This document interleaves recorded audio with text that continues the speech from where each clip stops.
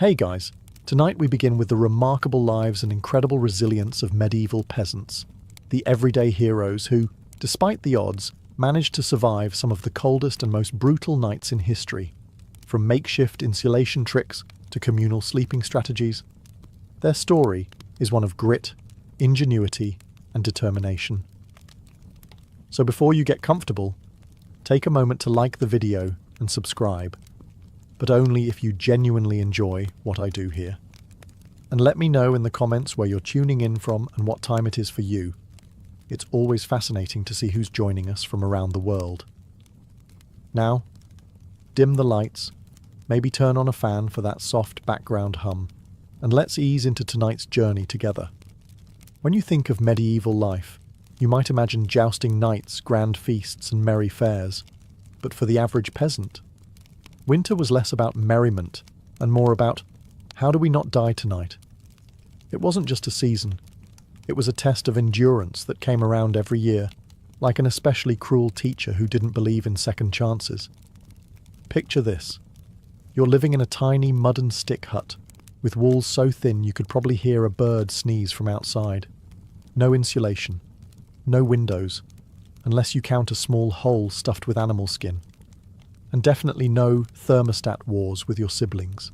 The inside temperature of your home was usually just a polite couple of degrees above whatever the weather was doing outside. If it was freezing outdoors, it was politely slightly less freezing inside. Congratulations. Nights were the worst. Darkness swallowed everything. The wind howled like an angry ghost, and the fire in the hearth sputtered pathetically, doing its best but mostly just roasting the toes of whoever was sitting closest. If you were on the other side of the room, sorry, you might as well have been camping outside, with worse snacks. Clothing wasn't much help either. Peasants didn't own fancy fur coats or goose-down blankets. You had a couple of rough-spun wool tunics, maybe a cloak that smelled suspiciously of goat, and a hope that layering them would turn you into some kind of human onion. Spoiler, it didn't really work. And forget about snuggling under soft quilts. Beds were often nothing more than sacks stuffed with hay or straw, maybe with a few old rushes thrown in for good measure. And bonus, some fleas for extra company. Luxury, thy name is medieval peasant life. The cold wasn't just uncomfortable, it was dangerous. Frostbite, hypothermia, and general freezing to death were constant risks, especially for young children and the elderly. Every morning that you woke up still breathing was considered a minor miracle, and honestly, worth celebrating. Maybe with a slightly less frozen turnip for breakfast. So yes, surviving a medieval winter wasn't about comfort. It was about gritting your teeth, piling on every piece of cloth you owned, huddling with your livestock, and praying you didn't wake up with icicles hanging off your eyebrows. And the real adventure? It was just beginning. If you think your apartment is drafty because the window doesn't close properly, medieval peasants would like a word. Their homes weren't just drafty, they were basically very enthusiastic wind tunnels with a roof. Most peasant houses were what historians politely call wattle and daub construction. Translation: sticks crisscrossed like a giant basket, smeared with a charming mixture of mud, straw, and animal dung. Yes, dung. They weren't trying to be gross. Dung was a cheap, sticky insulator. Plus, it was always readily available, shall we say. These walls, no matter how lovingly smeared, didn't stand much chance against a proper winter storm. The cold wind found every crack, every gap, and gleefully danced its way into the one-room homes, swirling around and making sure you never got too comfortable.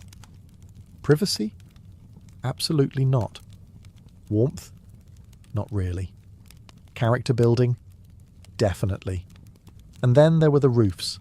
Thatched roofs looked picturesque, sure, but after a few months of rain and snow, they sagged, leaked, and occasionally let in the local wildlife. Nothing says pleasant evening like a squirrel dropping onto your dinner. Windows, if they existed at all, were laughably tiny and usually covered with thin animal hides or wooden shutters. Glass was so expensive that even the lord of the manor probably couldn't afford more than a single tiny pane. And peasants. They were just happy if the wind didn't rip the cowhide right off the wall mid-blizzard. To make matters worse, floors were often just compacted dirt. When it rained or snowed heavily, mud seeped up through the ground, so technically you could say they had indoor water features. Not that they appreciated it. In winter, every step inside your own home could feel like trudging across a frozen marsh. Cold from below, cold from above, cold from inside. It was a three-dimensional assault on your body heat. But medieval peasants weren't the type to whine. They packed gaps with moss, jammed old rags into the worst drafts, and huddled close to each other.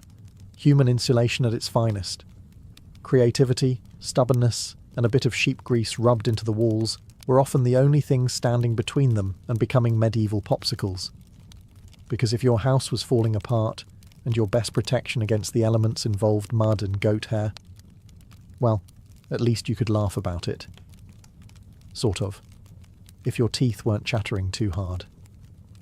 As if the freezing air wasn't enough, medieval peasants also had to battle a silent enemy rising from below, the frozen ground itself.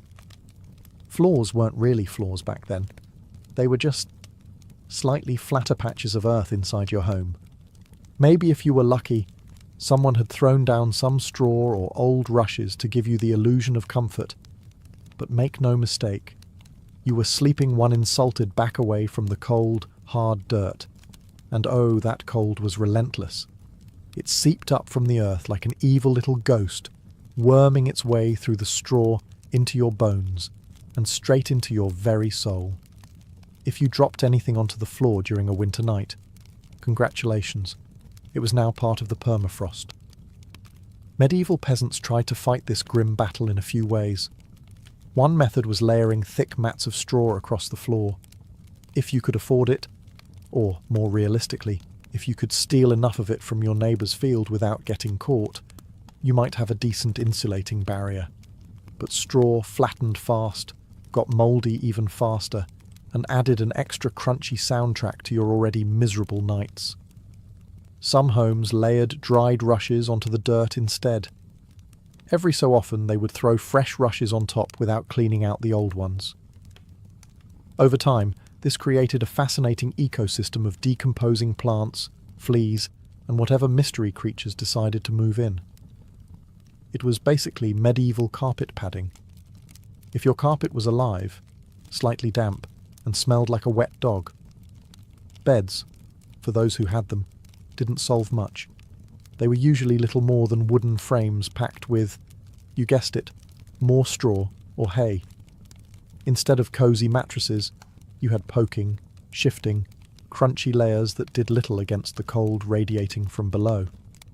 Tossing and turning wasn't about comfort. It was a desperate, awkward dance to keep blood flowing and avoid freezing one side of your body.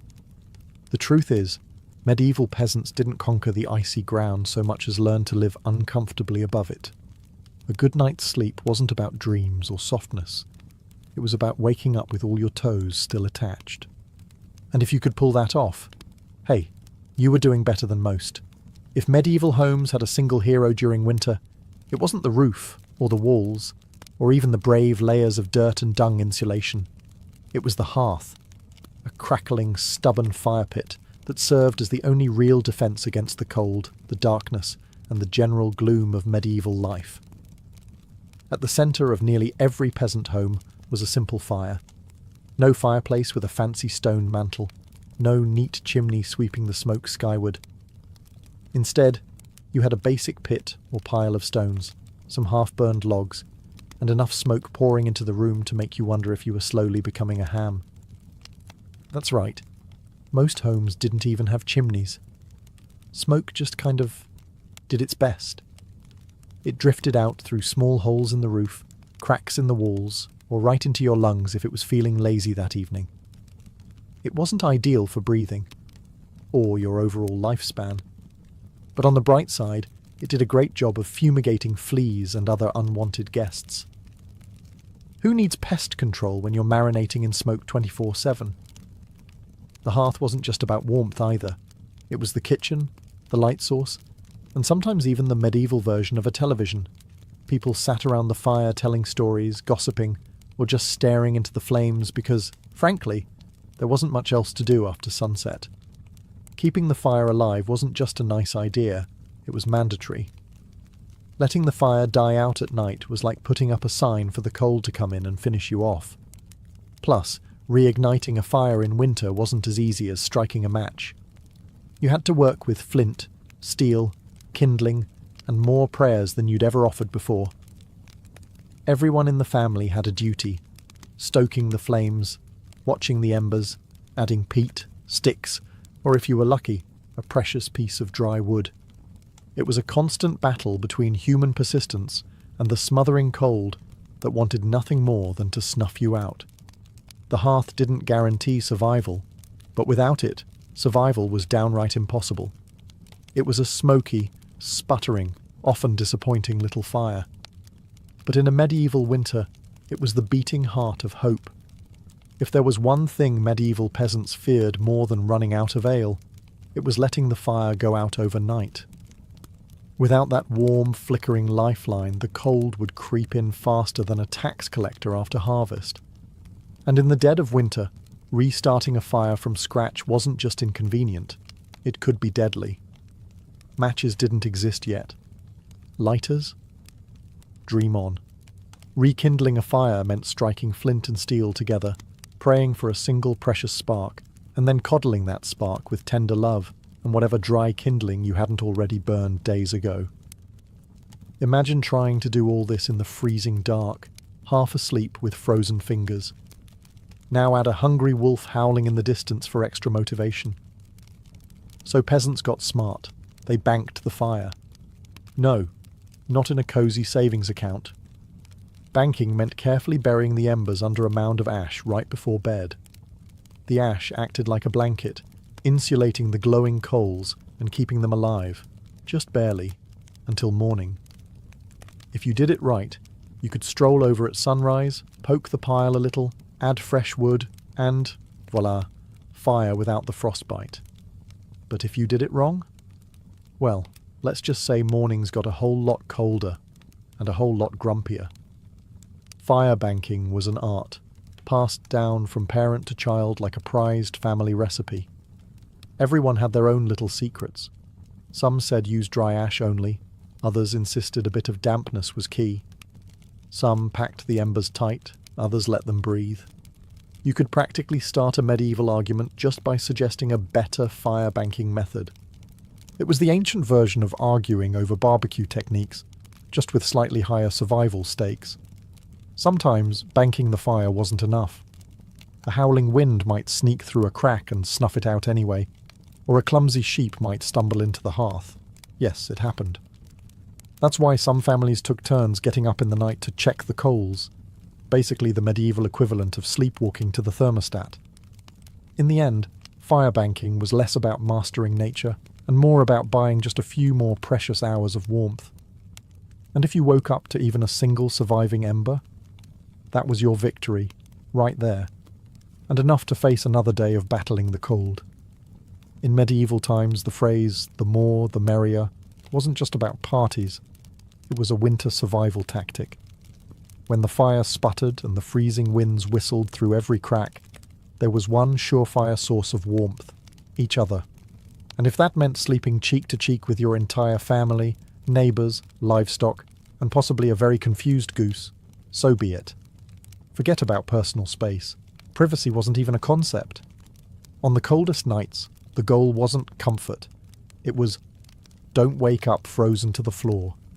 Entire households piled into the warmest corner of the house, wrapped in whatever scraps of cloth they could find, and formed what could best be described as a desperate, snoring, human lasagna. Younger kids squeezed in between parents, grandparents snuggled under the outer layers, and if Cousin Ethel showed up unexpectedly, well, there was always room for one more. If you were lucky, you got to sleep in the middle, where body heat radiated from all sides. If you were unlucky, you were on the edge, the medieval equivalent of sleeping next to the door of a meat locker.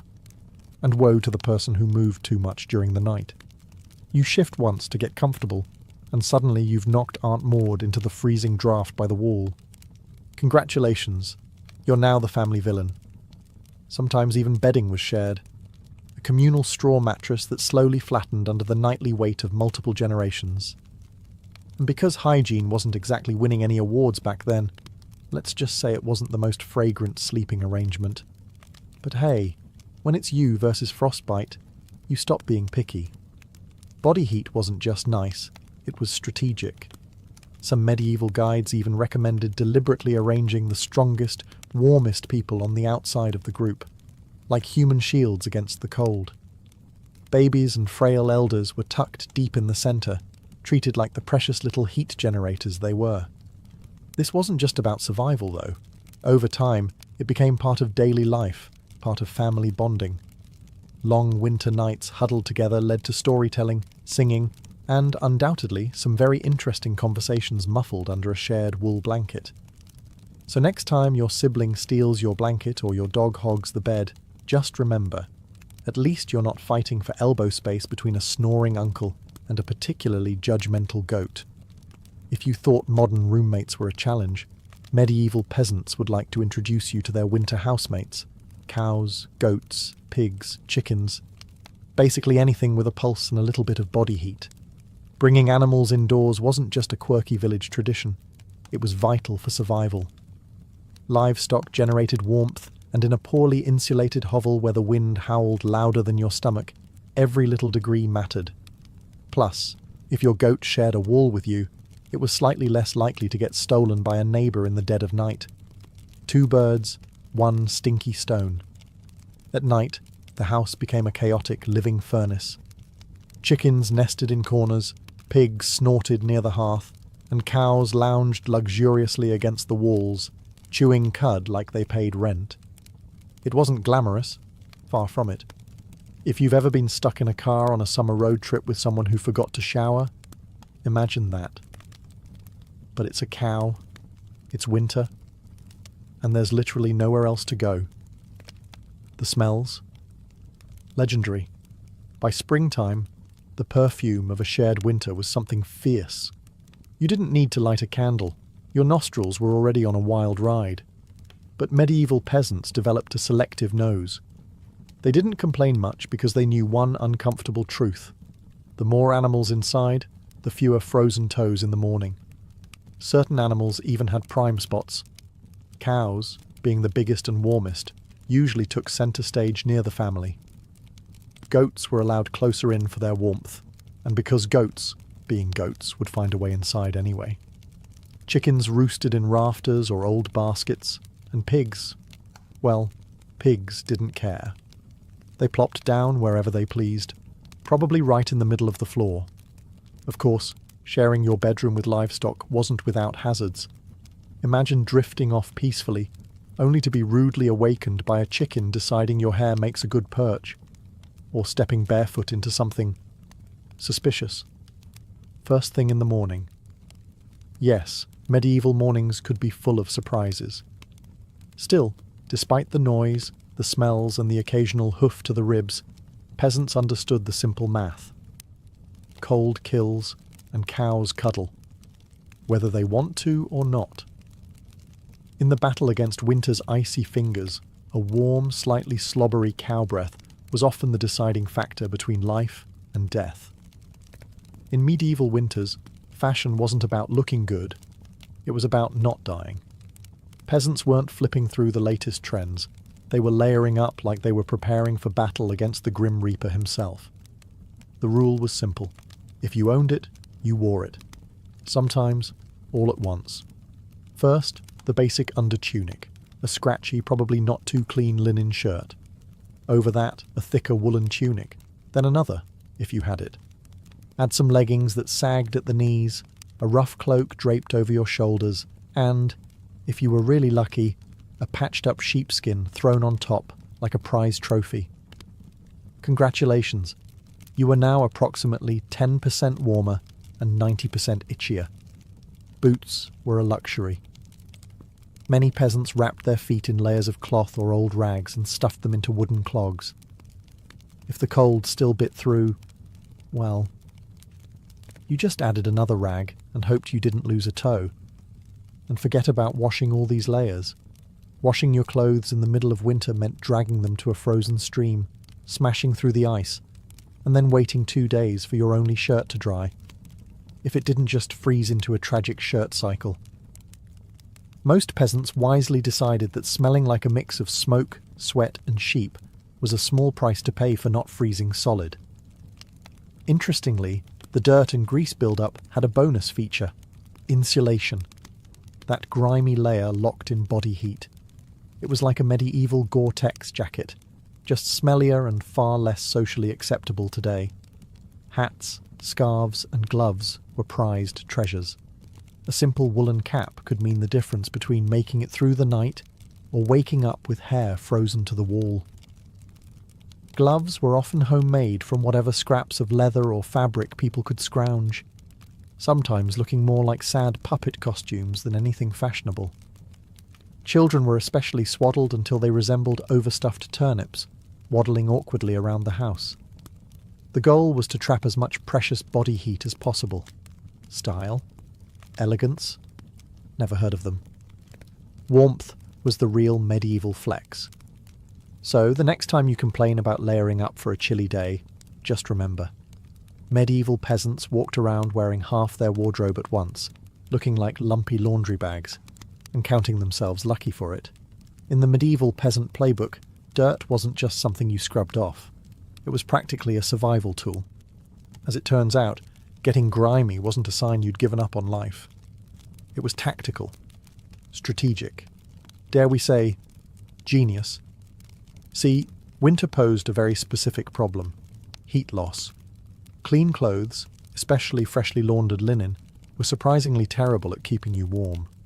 They were breathable, sure, but when the air temperature hovered somewhere between hypothermia and instant regret, breathable wasn't exactly a selling point.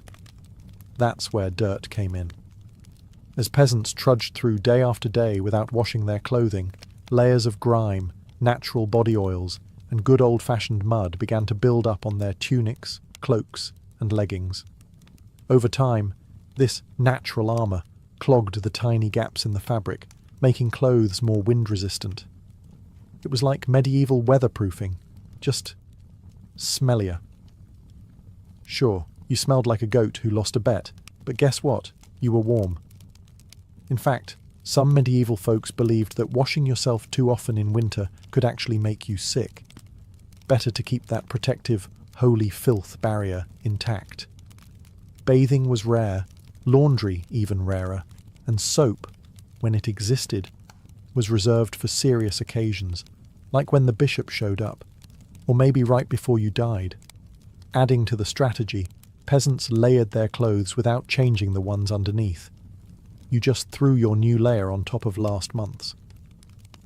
Eventually, you became a walking museum of the past 6 weeks. Every stain telling the heroic story of that one time I slipped in the mud but didn't die. To outside observers, medieval peasants might have looked and smelled like they had completely given up on hygiene. But the peasants knew better. That grimy, crusty tunic was a thermal shield against death by frostbite. It wasn't glamorous, but neither was freezing to death because you wanted to smell like flowers. Besides, in a world where literally everyone stank to high heaven, you weren't offending anyone. Nose blindness was practically a way of life. So yes, in medieval winters, filth wasn't failure. It was fashion. It was function. And if you had a thick, greasy outer layer by February, you, my friend, were winning at life. If you thought medieval peasants spent their winters tucked into plush featherbeds with embroidered quilts, think again. The reality was a bit more rustic. And by rustic, I mean, let's sleep on a pile of dead plants and hope for the best. Beds, in the medieval peasant world, were usually a rough wooden frame, if you could afford one, covered with a big sack stuffed full of straw, hay, or old rushes. That's it. No memory foam, no orthopedic support, no 5-star hotel experience. Just a crunchy, lumpy, slightly pokey mess that smelled faintly of barnyard and regret. Every toss and turn in the night brought a delightful soundtrack of crinkling straw, and the occasional sharp jab from a rogue stalk. Some peasants even skipped the wooden frame altogether and just threw the straw straight onto the dirt floor, creating a luxurious, ground-level sleeping experience that modern influencers would probably rebrand as earth-connected slumber. The straw mattresses weren't just uncomfortable, they were temporary. Over time, the straw flattened, grew mouldy, attracted bugs, and generally turned into a biological hazard zone. Changing the straw was a big event, usually done a few times a year if you were diligent, or whenever your bed started actively moving without your permission. Rushes were a popular alternative. These long grasses were spread thick on the floor, sometimes mixed with herbs like lavender or rosemary to mask the overwhelming odour livestock aroma of daily life. Fresh rushes smelled lovely, for about a day. After that, they became part of the muddy, trampled landscape inside the house, blending seamlessly with dirt, food scraps, and whatever else wandered in. And let's not forget the bedfellows. Fleas, lice, and other charming critters loved straw bedding almost as much as the peasants did. If you woke up scratching more than you slept, congratulations. You were living the authentic medieval experience. Despite the hardships, these humble beds were lifesavers. Piles of straw provided a crucial insulating layer against the frozen earth, and clumping together atop them created pockets of shared body heat, medieval central heating at its finest. So, next time you sink into your soft, supportive mattress, just remember, somewhere out there, a medieval peasant is looking down at you from history, grinning through a mouthful of missing teeth and saying, "Must be nice." When you live in a house made of sticks, mud, and optimism, you quickly learn that winter breezes aren't just a nuisance, they're personal attacks. Medieval peasants didn't just fight the cold from the outside, they fought it from inside their own homes, armed with nothing but whatever they could cram into the cracks. And trust me, there were a lot of cracks. Walls warped, mud crumbled, thatch sagged. The cold seemed to find new places to sneak in every night, like a mischievous poltergeist with a grudge. Sealing up the house became an art form. Peasants stuffed gaps with moss, straw, scraps of old cloth, bundles of dry grass, and sometimes even animal hair. If it was soft, squishy, or vaguely insulating, it was jammed into a hole somewhere. Some particularly determined souls daubed extra layers of mud and dung over the outside of their walls as an annual winter project. Imagine standing there in freezing weather, slapping cold manure onto your own house while muttering, "This is fine, this is luxury." Because in a way, it was. Roof leaks were another battlefield. Thatch, while cheap and plentiful, wasn't exactly waterproof, especially after a few seasons of rain and snow.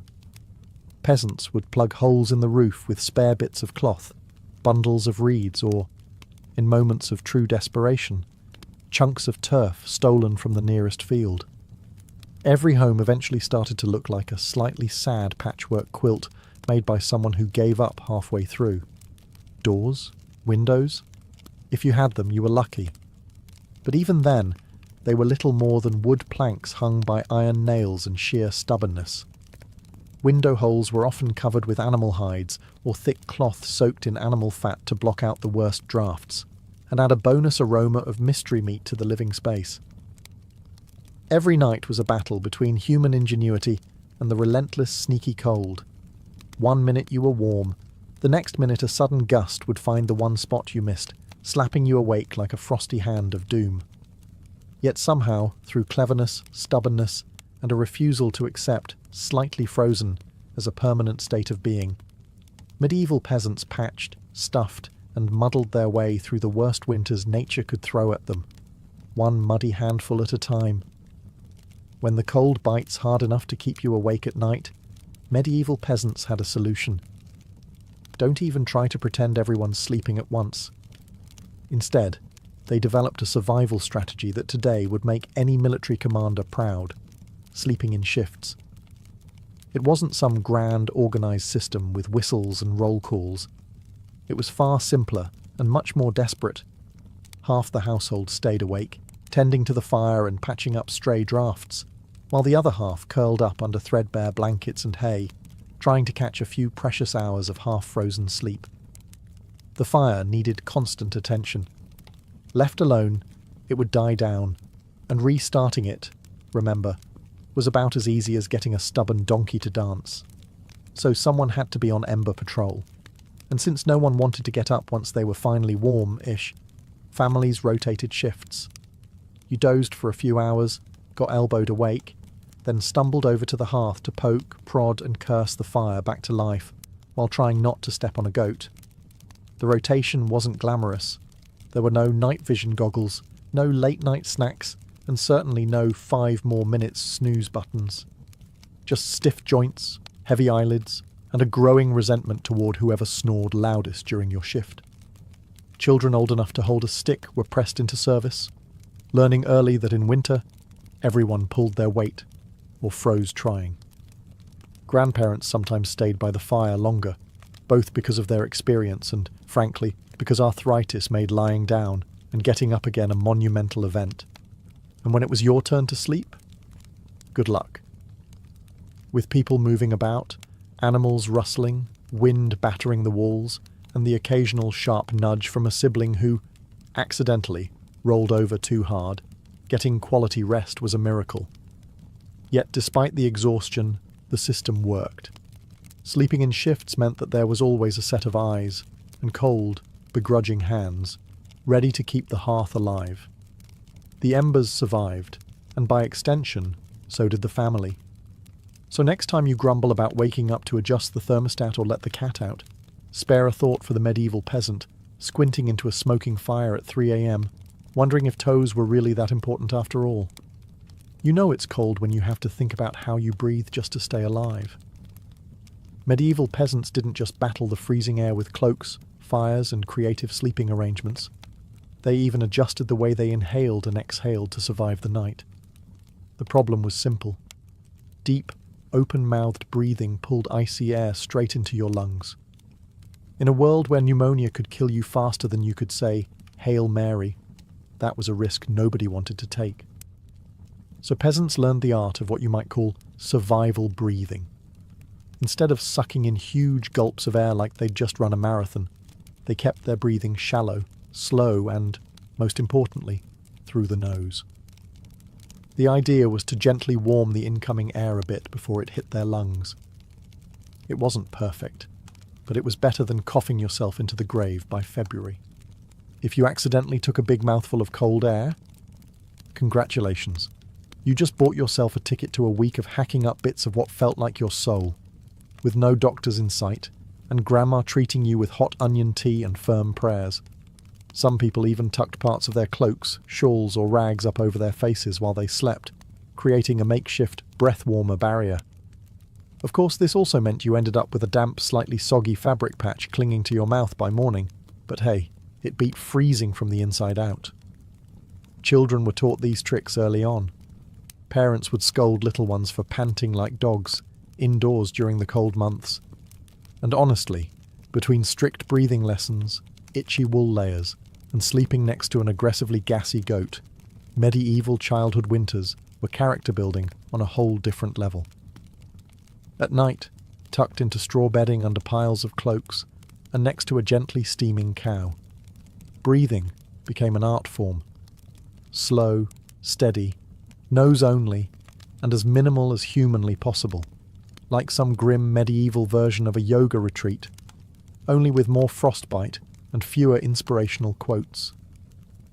In the grand survival playbook, it wasn't the flashiest strategy, but it worked. One shallow breath at a time, peasants endured another night in the long, relentless war against winter. In the endless battle against medieval winter, peasants discovered an unlikely secret weapon: a full stomach. Turns out, one of the best ways to fight off the cold wasn't another scratchy wool cloak. It was stuffing yourself with something hearty and heavy right before bed. Calories meant warmth. The more your body had to digest, the more it heated itself up doing the work. It's basic medieval thermodynamics. Eat a heavy meal, generate internal heat, and maybe, just maybe, survive until morning without turning into a peasant-shaped popsicle. So what did medieval peasants pile onto their plates before a long, freezing night? Think thick stews, heavy with root vegetables like turnips, onions and parsnips. Grains were lifesavers too. Oat porridge, barley gruel, or dense, chewy rye bread. If you were especially lucky, say, after a festival day or a generous slaughter, you might even get a hunk of salted pork or a slice of dried sausage thrown into the pot. This wasn't comfort food in the Instagram sense. No delicate presentation, no artisanal garnishes.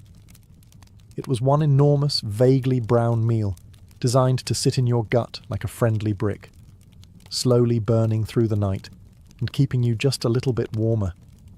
It wasn't just about eating a lot. It was about eating smart. Foods that took longer to digest provided a slow, steady trickle of warmth. Fatty foods were particularly prized, not just for the energy they provided, but because fat burns slower than lean meat. A belly full of stew, bread, and a questionable amount of lard. Peak medieval winter luxury. Parents made sure even the pickiest children ate heartily.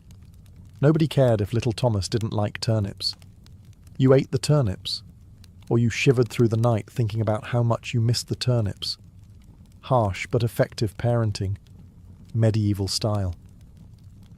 Of course, heavy nighttime eating came with its own hazards. You might be warmer, but you were also risking a night of vivid, bizarre dreams, fueled by a stomach trying desperately to process an entire field's worth of cabbages. Was it worth it? Absolutely. Because in the end, peasants weren't aiming for a Michelin star meal. They were aiming to survive. And if that meant going to bed full, bloated and breathing gently through your nose next to a steaming cow, well, that was just another night in the ongoing quest to see another frosty sunrise. Long before electric blankets and fancy heated mattress pads, medieval peasants had to get creative if they wanted a little extra warmth at bedtime. And that's how the humble haybox and the ever-glamorous heated stone became winter's unsung heroes. Let's start with the haybox. It sounds rustic, and it absolutely was, but the idea was pure genius. Peasants would take a sturdy wooden box, line it thickly with hay, and use it to store food that had been cooked earlier, keeping it warm for hours. Leftover stew, hot porridge, toss it into the hay box, cover it up, and it stayed hot enough for a late-night snack without needing to risk reigniting the fire. Medieval slow cookers, basically. But peasants didn't just stop at food. They realised if hay could trap the heat from a stew pot, it could also trap the heat from something even better. Rocks. Enter the era of the heated stone. Before heading to bed, someone, probably whichever unlucky child lost the family argument, would grab a flat stone and chuck it into the heart of the hearth fire. After roasting it until it was nearly too hot to touch, a fine line between helpful and third-degree burn, they'd fish it out using a stick or some old tongs. The stone, still radiating blissful warmth, would be carefully wrapped in rags, tucked into an old piece of cloth, or jammed into a clay pot, then slipped under the hay in the mattress or down at the foot of the bed. A medieval heating pad, ready to do battle against the frozen earth. Of course, there were risks. If you didn't wrap the stone properly, congratulations. You now had a small, localized house fire. And if you dropped it on your foot, well, let's just say winter injuries weren't always caused by slipping on ice. But when everything went right, that stone provided precious, comforting warmth that could last for hours. It wasn't luxurious, but when you lived in a half-frozen hut, luxury was defined as not waking up with icicles dangling from your nose. In the grand arsenal of medieval winter survival, a hot rock tucked into some hay might not sound glamorous, but for peasants clinging to whatever heat they could find, it was a tiny miracle. In a medieval peasant's home, the hearth wasn't just where you cooked dinner. It was practically a family member. A temperamental, smoky, sometimes uncooperative family member, sure, but still absolutely essential to survival, especially when it came time to sleep. The closer you were to the fire, the better your odds of waking up unfrozen. That meant sleeping arrangements were less about personal preference and more about strategic positioning. Infants, the elderly, and anyone sick or frail got first dibs on prime hearth real estate. Parents, older kids, and sturdier adults fanned out from there like human insulation layers. Being assigned a spot close to the fire wasn't just kindness, it was basic survival math. Babies were fragile heat generators, and elders were precious repositories of family knowledge, and, let's be honest, the best gossip. Protecting them with prime warmth was non-negotiable. But it wasn't all cosy toasting by the flames. Too close, and you risked waking up with your hair singed or your cloak smouldering suspiciously. Too far, and you were basically camping in an icebox. It was a delicate dance. Stay near enough to bask in the fire's glow, but not so near that you had to explain to your neighbour why you now looked like a half-cooked roast. The fire also didn't spread warmth evenly. It mostly roasted the people directly in front of it, while everyone else fought over the narrow cone of heat like cold lizards jostling for a sunbeam. If you were lucky enough to fall asleep facing the fire, you might have one blissfully warm side, and one side frozen so solid you could probably knock on it. Pets and livestock, of course, muscled in too. A dog might wedge itself between you and the fire, tail wagging dangerously close to open flame. Chickens sometimes perched perilously on hearthstones, clucking softly into the night like tiny feathery guardians of warmth. Every crackle of the logs, every shift of glowing embers was a tiny promise. You're still alive, you're still warm, for now. And so peasants drifted into uneasy sleep, lulled by the fire's pops and hisses, each breath forming small clouds in the frigid air beyond the fire's fragile circle. It wasn't perfect, it wasn't comfortable, but it was life, clinging to warmth by a thread of glowing coals. In the medieval world, no one survived winter alone, unless they wanted to become a very stylish frozen statue by January. Survival wasn't just a family affair. It was a village project, a messy, muddy, loud collaboration where everyone's warmth and life depended on everyone else. The peasants knew that in the dead of winter, a strong fire and a pile of hay could only do so much. If your neighbour's house went dark, you noticed. If the smoke from old Tom's hearth suddenly stopped curling into the sky, someone went to check.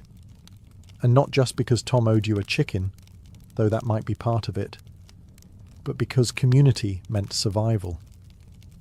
Villages had unofficial winter watchers, often the young or the elderly, who couldn't work the fields, but could keep an eye on who was coughing too hard, who hadn't come to barter at the market in a few days, or whose home looked a little too still in the morning frost.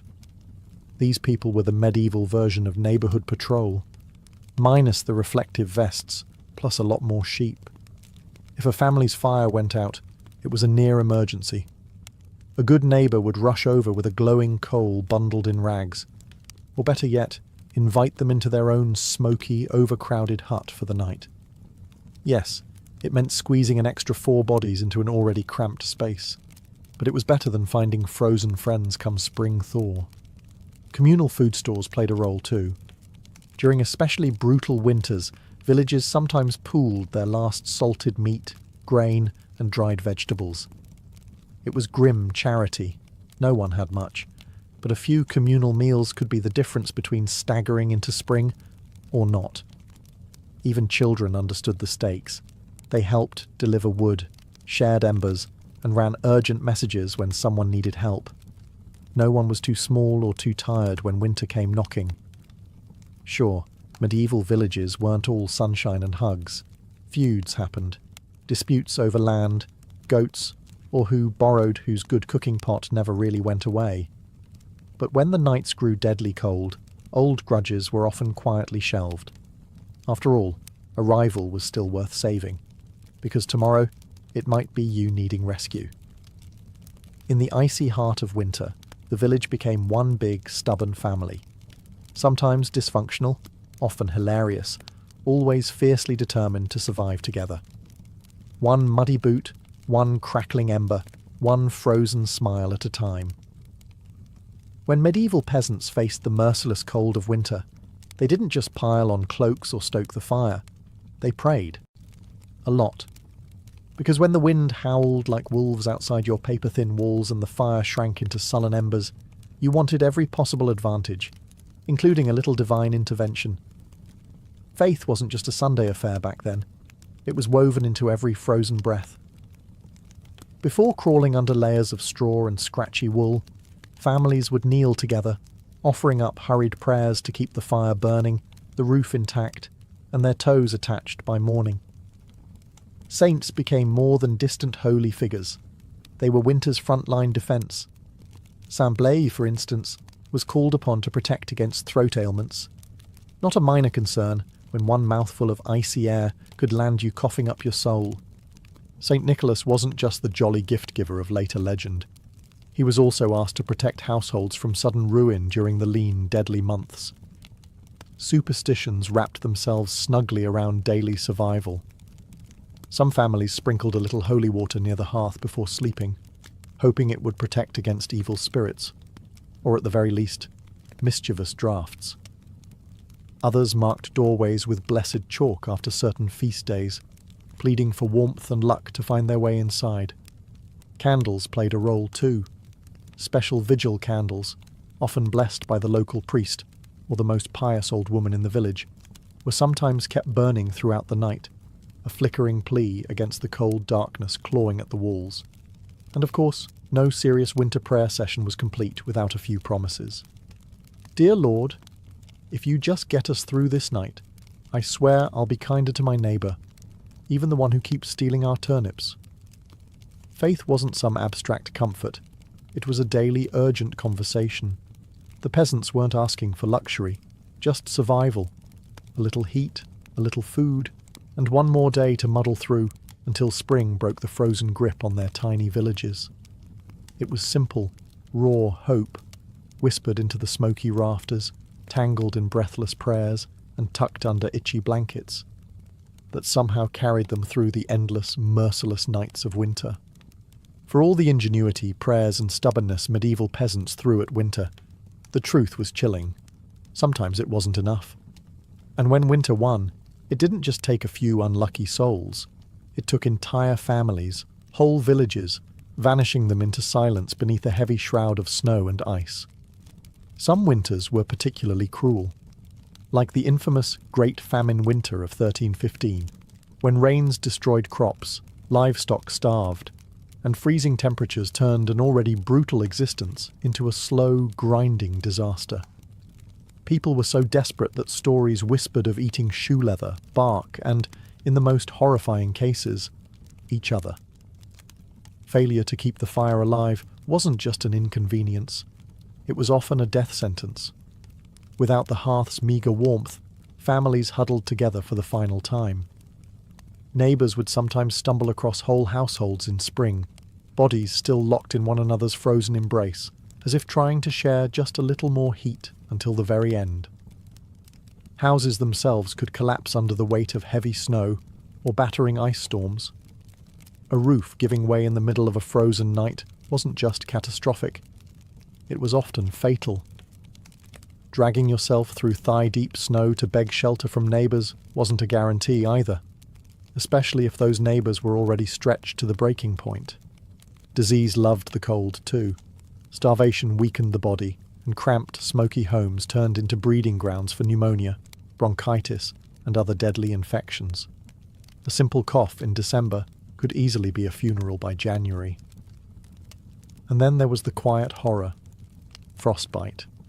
Fingers, toes, even ears blackened and died while still attached to their owners. Some villagers survived winters at the cost of their limbs, a grim badge of honour that said, "I made it through, but winter took a piece of me." Yet what's most haunting isn't just the death, it's the eerie normalcy of it. People accepted that each winter, some among them wouldn't see the thaw. Death wasn't unexpected.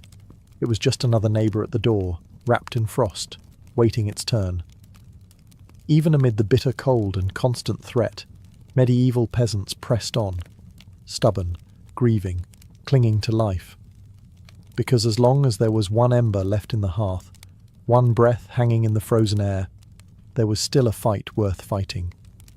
When we look back at medieval peasants, those muddy, frost-bitten survivors of endless winters. It's tempting to see only their hardships, the cracked hands, the frozen toes, the smoke-choked huts. But buried beneath all that struggle is something far more powerful, a legacy of raw, stubborn ingenuity and unbreakable endurance. They didn't have central heating, thermal jackets, or cozy memory foam mattresses.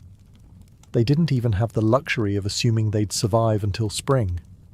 But what they did have, and what they left behind, was the blueprint for resilience. Every hay-stuffed mattress, every hand-banked fire, every moss-crammed wall gap was a testament to human creativity under pressure. Faced with impossible odds, they didn't collapse in despair.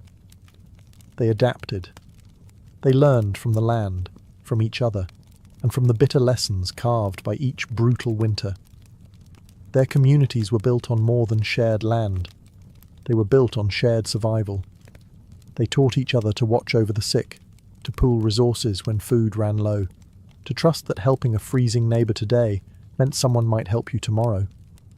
They lived by the understanding that no one beats winter alone. Their faith, too, was a kind of endurance. They wove prayers into their daily lives, not just out of fear, but out of hope. Fragile, stubborn hope that tomorrow might be a little warmer, a little brighter. Hope that after 100 dark nights, spring would come again, and life would find a way to push through the frozen ground. And somehow, it did. Because of their sacrifices, because of their unglamorous victories, surviving one more night, one more storm, future generations thrived. Bit by frozen bit, they pushed humanity forward, enduring winters their ancestors could barely survive, until warmth and comfort became common expectations instead of distant dreams. Their blood, sweat, and ingenuity are stitched invisibly into the lives we live now. Every cozy blanket, every warm house, every lazy winter evening spent sipping tea under soft lights. All of it is the end result of countless medieval peasants refusing to give in to the cold. So the next time the wind howls outside your double-paned window, maybe spare a thought for them. The nameless, fearless ones who turned shivering survival into a living legacy. One ember, one breath, one stubborn heartbeat at a time. Anne Boleyn didn't come into the world with a crown on her head or armies at her feet. Born around 1501, likely at Blickling Hall or Hever Castle, she was the daughter of Thomas Boleyn, an ambitious diplomat, and Elizabeth Howard, a noblewoman with powerful family ties. In the grand scheme of Tudor society, Anne's birth barely stirred a ripple. Yet from these modest beginnings, something extraordinary was taking root. A life that would one day tilt the course of English history. From an early age, Anne was set apart not by her wealth, but by her mind. She was clever, spirited, and, by all accounts, magnetic. Recognizing her potential, her family sent her abroad to the continent, where her education truly began. First, she served Margaret of Austria in the glittering court of the Netherlands, an experience few English girls could dream of. There, Anne absorbed the art of diplomacy, refined manners, and the subtle dance of European politics. But it was in France that Anne's brilliance was truly polished. She spent years in the sophisticated courts of Queen Claude and Queen Marguerite of Navarre, learning the language of influence, elegance, flirtation, wit. While other young women perfected their embroidery, Anne mastered conversation, intrigue, and the art of commanding attention without ever seeming to seek it. By the time she returned to England in the early 1520s, Anne was something rare. A woman who could rival the sophistication of continental courtiers while carrying the ambition of a rising English house. She wasn't a classic beauty. Even her admirers admitted as much. But she was arresting. Dark eyes that sparked with intelligence, a quick, musical voice, a way of moving that suggested purpose just barely concealed beneath layers of courtly grace. Anne didn't just enter rooms, she changed their gravity. At a time when a woman's fate was often sealed by birth and marriage, Anne refused to drift quietly into obscurity. She had seen the power that charm and intellect could wield in foreign courts, and she intended to use that knowledge at home. Anne Boleyn was still a young woman then, clever, ambitious, untested. But history was already beginning to stir around her. The girl who returned to England was no longer just Thomas Boleyn's daughter. She was a player in a larger game, one that would soon engulf the crown itself. When Anne Boleyn returned to the English court, she was unlike anyone the nobility had ever seen.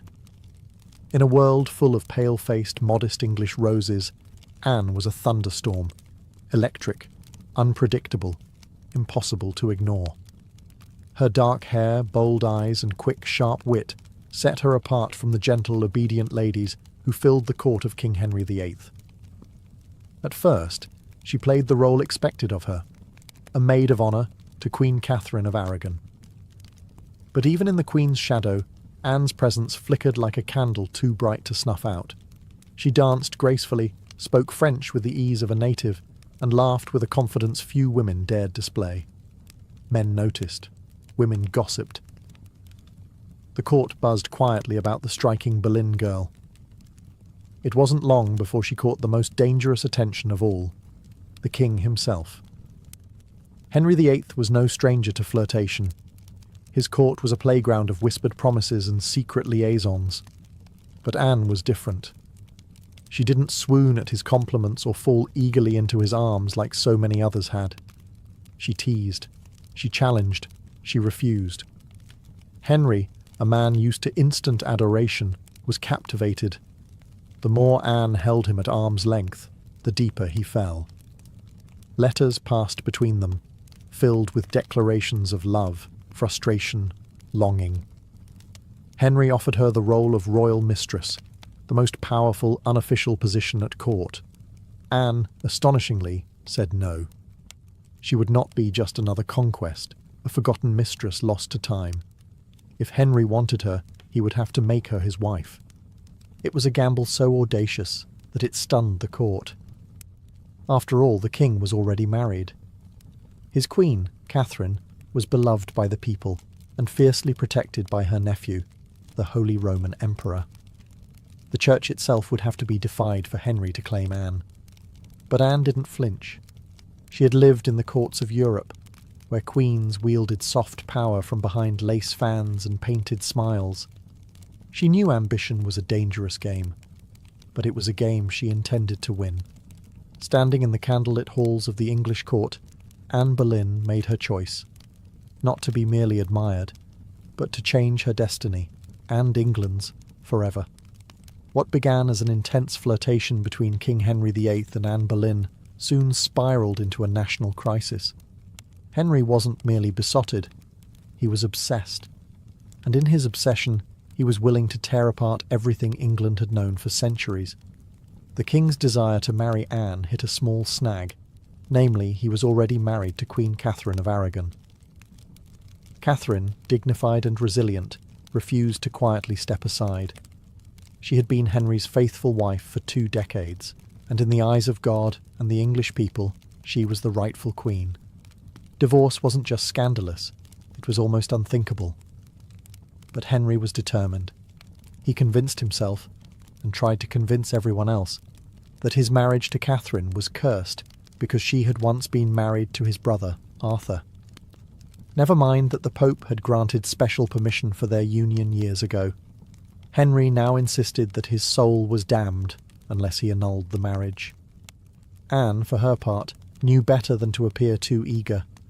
She kept herself just out of reach, alternately encouraging Henry's hopes and maintaining her distance. Every glance, every word was measured. She wasn't merely aiming for marriage. She was positioning herself to become Queen of England. The court erupted into whispers and factions. Some noble families eagerly courted Anne's favour, seeing the winds of power shifting. Others clung fiercely to Queen Catherine, horrified at the idea of Anne replacing her. Diplomats wrote desperate letters back to Rome. Foreign monarchs threatened retaliation. Henry's own advisers shifted uneasily, sensing the ground trembling beneath their feet. As months turned into years, Henry's frustration grew. He bombarded the Pope with petitions, manoeuvred his lawyers into finding loopholes, and slowly began to realise that the church would not bend easily. Catherine had powerful allies, including her nephew, Emperor Charles V, the most powerful man in Europe. Still, Henry pressed on, defying advice, tradition, and increasingly, the law itself. His courtship with Anne had become something far greater than personal desire. It was now a challenge to the very structure of England's political and religious life. Anne wasn't just capturing a king's heart. She was dragging an entire kingdom into uncharted waters. A dangerous game had begun, and there could be no turning back. After nearly 7 agonising years of manoeuvring, scandal and diplomatic chaos, Anne Boleyn's gamble paid off. In January 1533, she secretly married Henry VIII, a bold move, given that he was still, technically, married to Catherine of Aragon in the eyes of the Pope and much of Europe. By June, Anne was crowned Queen of England in a lavish ceremony at Westminster Abbey. It should have been the crowning moment of her life, but the atmosphere was far from universally joyful. The people of London watched with wary eyes. Some cheered, others muttered prayers for Queen Catherine. Many wondered if this new queen, with her French manners and daring spirit, was a blessing or a curse. Anne entered her queenship not as a beloved figure, but as a storm. Unlike Catherine, who embodied traditional English values of humility and piety, Anne was dazzling, provocative, and politically savvy. She wore bold colours, commanded the court with sharp intelligence, and made powerful enemies with breathtaking speed. Her position, while seemingly secure, was also terrifyingly precarious. Everything rested on one thing: providing Henry with a male heir. Anne knew this as keenly as anyone. She was not merely Henry's lover anymore, she was the hope of a dynasty. Early in her pregnancy, Anne and Henry were elated, certain the child would be a boy. But in September 1533, Anne gave birth to a daughter, Elizabeth. To Anne's credit, she masked her crushing disappointment with grace, insisting the next child would surely be a son. Henry, however, was less composed. His eyes, once full of adoration, now flickered with doubt. Still, for a time, Anne's star burned brightly. She reshaped the English court in her image, elevating her family to unprecedented heights and becoming the first queen in English history crowned with the sacred oil usually reserved for kings. Her influence was vast. Foreign ambassadors sought her favour. Courtiers reshuffled alliances to be in her good graces. The once obedient Henry began moving England officially away from Rome, creating the Church of England with himself at its head, all so that Anne's crown could not be questioned. Yet even in her triumph, dark clouds gathered. Friends whispered behind their hands, rivals circled, waiting, and Henry, fickle and restless, was already beginning to look beyond the brilliant woman who had rewritten the kingdom for him. Anne had won the throne, but keeping it would demand more than charm, ambition, or even love. Anne Boleyn had climbed higher than almost any woman of her time. But the higher you rise, the harder the fall. Almost from the moment she placed the crown on her head, the cracks in her world began to show. At the heart of Anne's struggles was the pressure to produce a male heir. Her first child, Elizabeth, though bright and healthy, was not the son Henry VIII had hung his dynastic hopes upon, and the clock was ticking. Anne suffered multiple pregnancies in quick succession, but heartbreak followed, miscarriages that left her physically weakened and emotionally battered. Each lost child chipped away at the foundation she had built. Henry, once passionately devoted, began to pull away, his disappointment carving rifts between them. Anne, never one to suffer in silence, argued, demanded, fought to keep her place. But Henry, a man who prized obedience as much as beauty, grew tired of her sharpness, her defiance, the very fire that had once drawn him in. Outside the royal chambers, enemies were gathering like wolves. Many nobles who had tolerated Anne's rise with gritted teeth now openly schemed for her downfall. Catherine of Aragon's supporters never forgave Anne for what they saw as theft and sacrilege. Even commoners whispered against her, calling her the Great Whore, blaming her for the schism with Rome and the heavy-handed changes that followed. And then came Jane Seymour. Quiet, demure, everything Anne was not. Jane captured Henry's wandering attention just as Anne's influence began to wane. Where Anne had dazzled him with brilliance and challenge, Jane offered soothing compliance. It was a dangerous shift, and Anne, perceptive as ever, saw it happening. She tried to reclaim her position, lavishing attention on Henry, promising more sons, begging for patience. But the king, ever fickle, had already begun imagining life without the woman for whom he had once torn a kingdom apart. Anne's political enemies, including Thomas Cromwell, once her ally, sensed the changing tide. They began laying the groundwork for a campaign of destruction, quietly gathering accusations, rumours, and witnesses. The woman who had played the dangerous game of ambition so masterfully was now losing ground. Anne had won her crown through cunning and courage. But in the brutal, shifting world of Henry's court, past victories meant little. Only fresh success mattered, and Anne's enemies were sharpening their knives. The queen who had shattered a kingdom would soon see how quickly a kingdom could shatter her. Anne Boleyn's enemies didn't attack her with armies or swords. They came with whispers, secrets, and carefully sharpened lies. In the back rooms of court, betrayal was brewing. Silent, patient, deadly.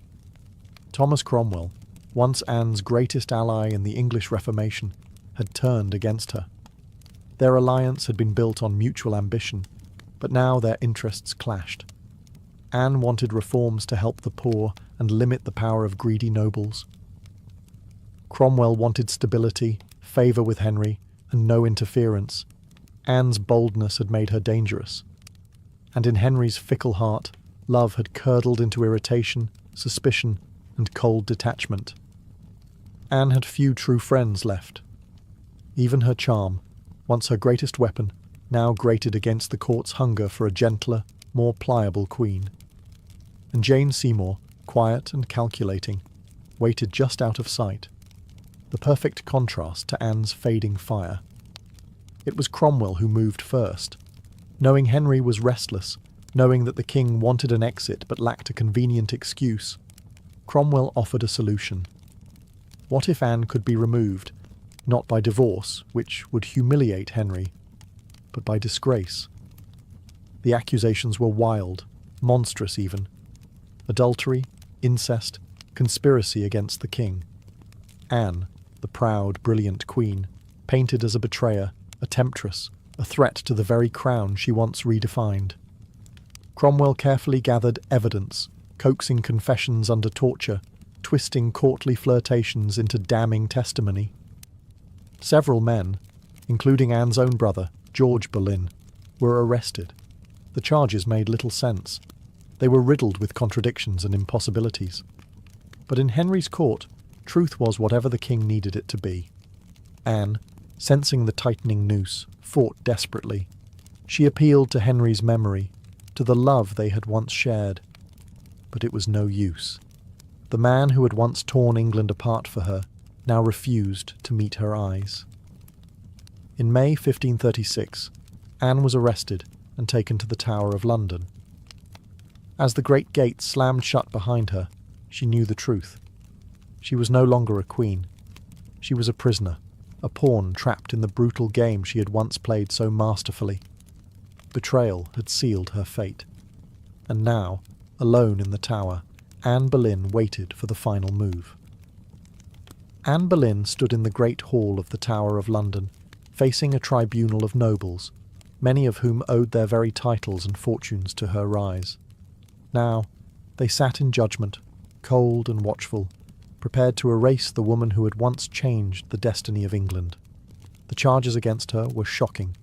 Adultery with multiple men, including her own brother, George Boleyn. High treason. Conspiracy against the king. In another world, such accusations against a queen would have been unthinkable. But here, now, they were simply theatre. A grim performance designed to give Henry VIII exactly what he wanted. Anne's downfall, wrapped in a thin veil of legality. Anne defended herself with the same fire that had once won Henry's heart. She denied every accusation with intelligence, precision, and an unwavering composure that astonished even her enemies. She reminded them that she had been crowned with sacred oil, chosen by God, and anointed as Queen of England. She reminded them of her loyalty, her sacrifices, her love. But it was all for nothing. The verdict had been decided long before Anne set foot in the courtroom. The trial was a spectacle for the court and for the people, a public unmaking of a once unbreakable woman. Witness after witness, many coerced or bribed, spoke damning words. Dates and places contradicted each other. Evidence was flimsy when it existed at all. But the truth was irrelevant now. Anne was found guilty. Her brother George and the other men accused with her were sentenced to death as well. Anne would be executed by beheading, a merciful sentence compared to the usual traitor's death of hanging, drawing, and quartering. When the verdict was read, Anne did not break. She stood tall, her face pale but her spirit fiercely intact. In those final moments before being led back to her cell, she spoke clearly, declaring that she was prepared to die, and prayed that God would have mercy on her soul. As the heavy doors of the hall closed behind her, the court exhaled in relief. The storm Anne had been, brilliant, dangerous, unforgettable, was nearly over. But even then, they did not understand. They were not erasing Anne Boleyn. They were immortalizing her, in betrayal, in tragedy, and in legend. After her trial, Anne Boleyn was returned to the Tower of London, not as the triumphant queen who had once commanded England, but as a condemned prisoner awaiting death. Yet even facing the end, Anne refused to crumble. In the cold, echoing halls of the tower, Anne prepared herself. She spent hours in prayer, kneeling on the hard stone floors, her hands clasped tightly, her voice steady. She confessed to no crimes because she believed she had committed none.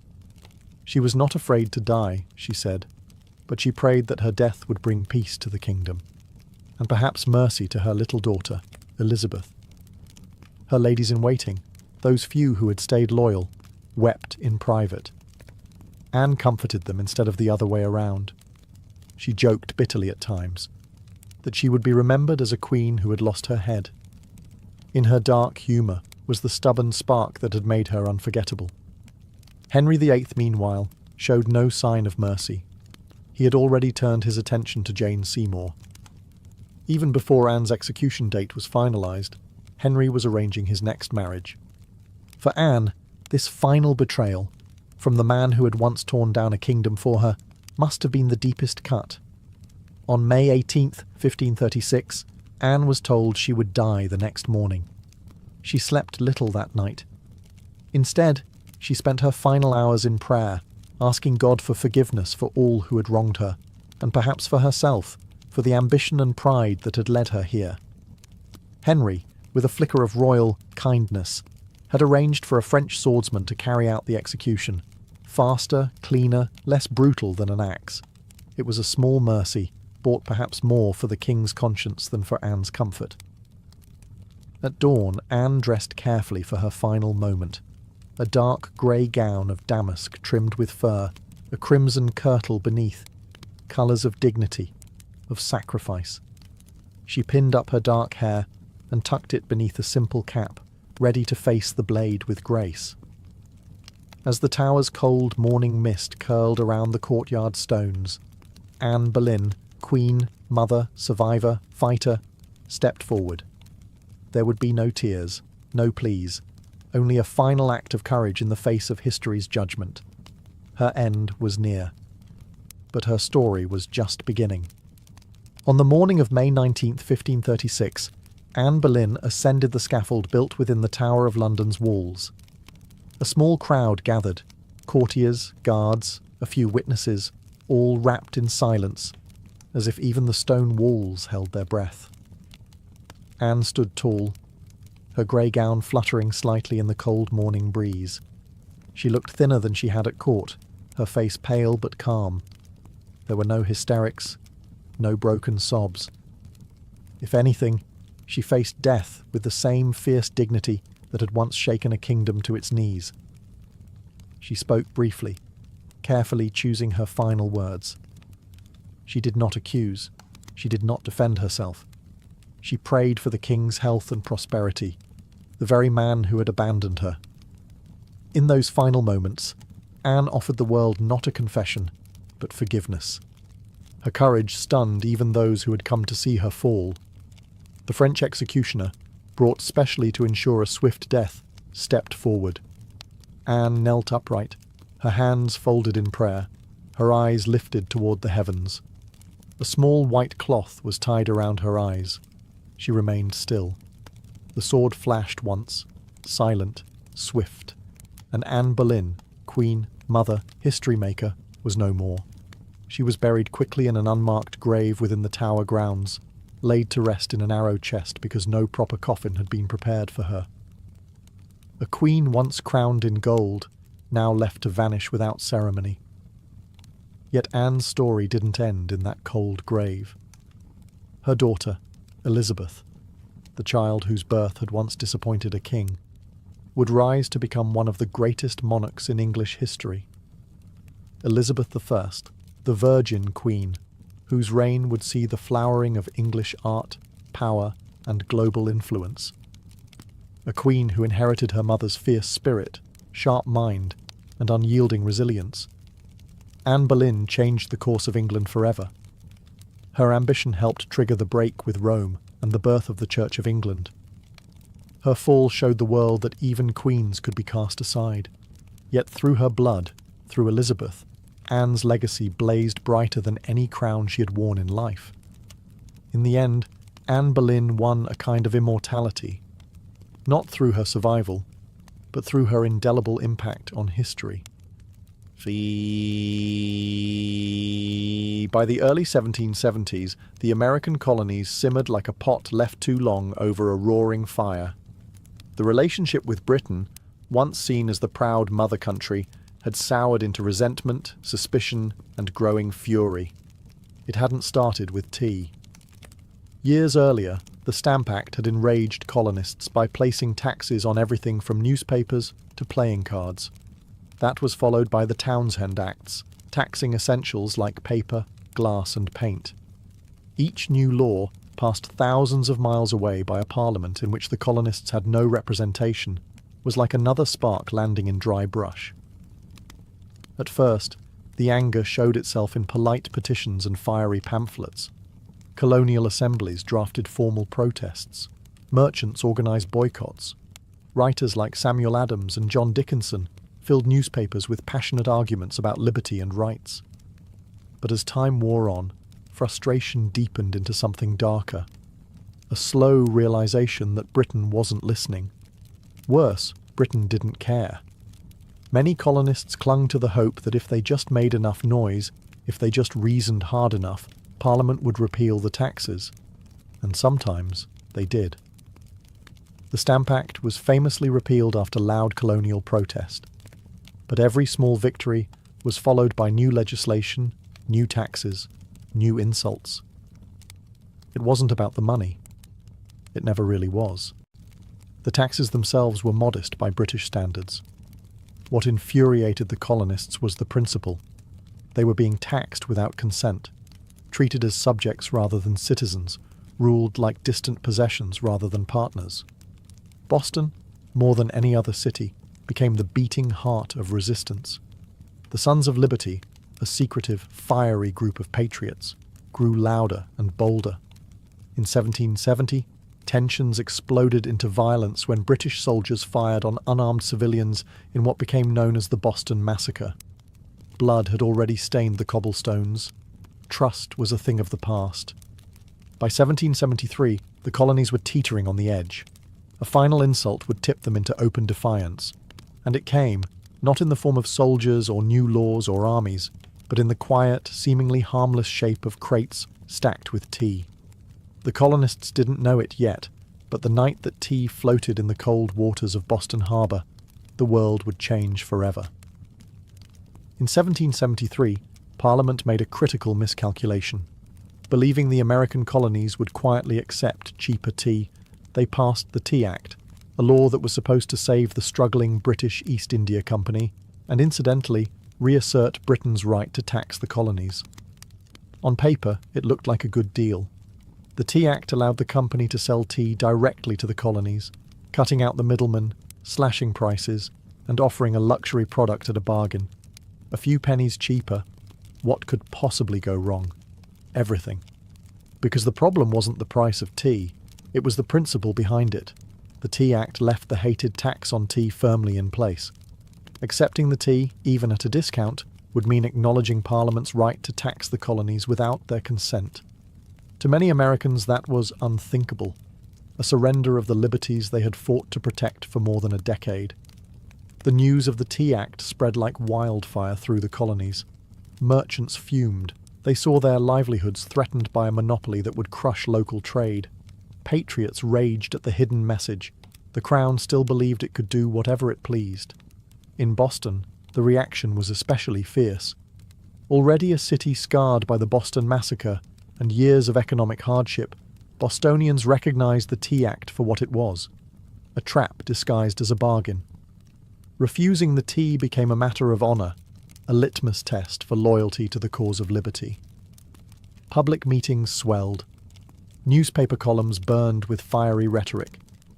Groups like the Sons of Liberty, led by Samuel Adams and others, organized boycotts, vowing that no East India Company tea would be unloaded, sold, or drunk on American soil. All across the colonies, ships carrying the controversial tea were turned away by local resistance. In ports from New York to Charleston, the message was clear. We will not be bought. But in Boston, fate twisted differently. 3 ships, the Dartmouth, the Eleanor, and the Beaver, arrived, anchored in the harbour, and sat there, refusing to leave. Royal officials insisted the tea be unloaded. The colonists refused. A deadlock grew, taut as a drawn bowstring. The tension was unbearable. A single act would break it, and history would never be the same again. As the British tea ships sat stubbornly anchored in Boston Harbour, the city itself transformed into a powder keg. Every day that passed without resolution tightened the tension. Boston wasn't just resisting, it was preparing for a fight. In taverns, churches, and public squares, angry colonists debated what to do. The Sons of Liberty, led by fiery voices like Samuel Adams, John Hancock, and Paul Revere, moved swiftly to organize resistance. They posted public notices calling on citizens to boycott British tea and held raucous meetings that swelled with farmers, artisans, and merchants alike. Each gathering added fuel to the fire. The Old South Meeting House became the nerve center of the resistance. Thousands crammed into the wooden hall, their breath fogging the air, their voices rising in defiance. Here, resolutions were passed, speeches were made, and tempers boiled. Each vote against the unloading of tea was another hammer blow against British authority. But while the people of Boston stood united, the clock was ticking. British law demanded that imported goods, like tea, be unloaded and the tax paid within 20 days. If the ships remained after the deadline, customs officials would seize the cargo and the tax would be collected by force. The Sons of Liberty understood that once the tax was paid, even under protest, the principle would be lost. It wasn't just about the tea anymore. It was about whether the colonies would accept being treated as subjects without rights, or whether they would stand and fight for their future. Meanwhile, the Royal Governor of Massachusetts, Thomas Hutchinson, dug in his heels. He refused to let the tea ships leave without unloading their cargo, demanding that the law be obeyed, colonial outrage be damned. To him, backing down meant admitting that mobs, not monarchs, ruled the colonies. Boston's standoff became a spectacle. Every man, woman, and child knew that something was coming. You could feel it in the air, that cold, sharp sense before a storm when the world holds its breath.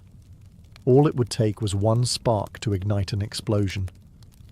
and somewhere among the crowded streets and crowded hearts of Boston, a decision was quietly taking shape, a plan that would echo across oceans and empires.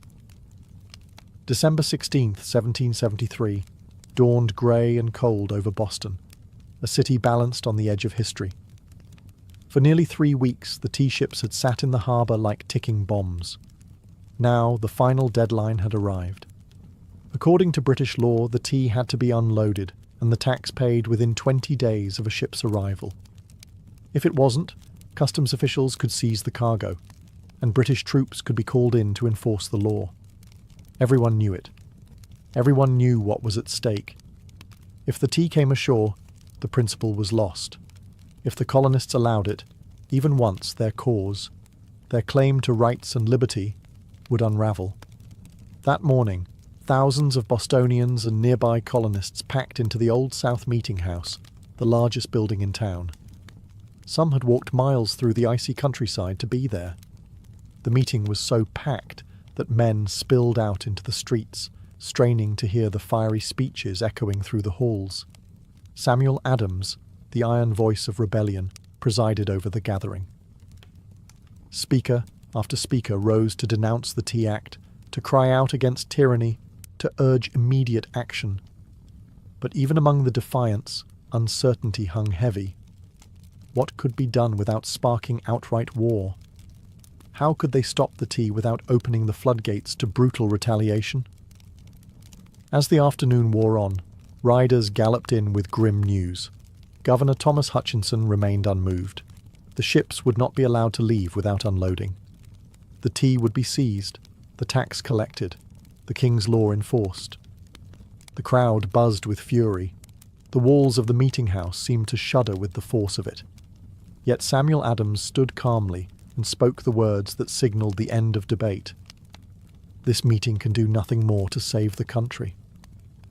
A simple sentence. But everyone knew what it meant. There would be no more petitions, no more compromises. Action would be taken. Outside, a war whoop cut through the gathering gloom, the signal. Men disguised themselves quickly, smearing soot on their faces, donning blankets and feathers in crude imitation of Mohawk warriors. It wasn't about fooling anyone. It was about creating a symbol, a message no one could mistake. The deadline had passed. Boston would answer not with words, but with defiance. As twilight deepened over Boston on December 16, 1773, the quiet streets began to stir. Figures moved through the shadows.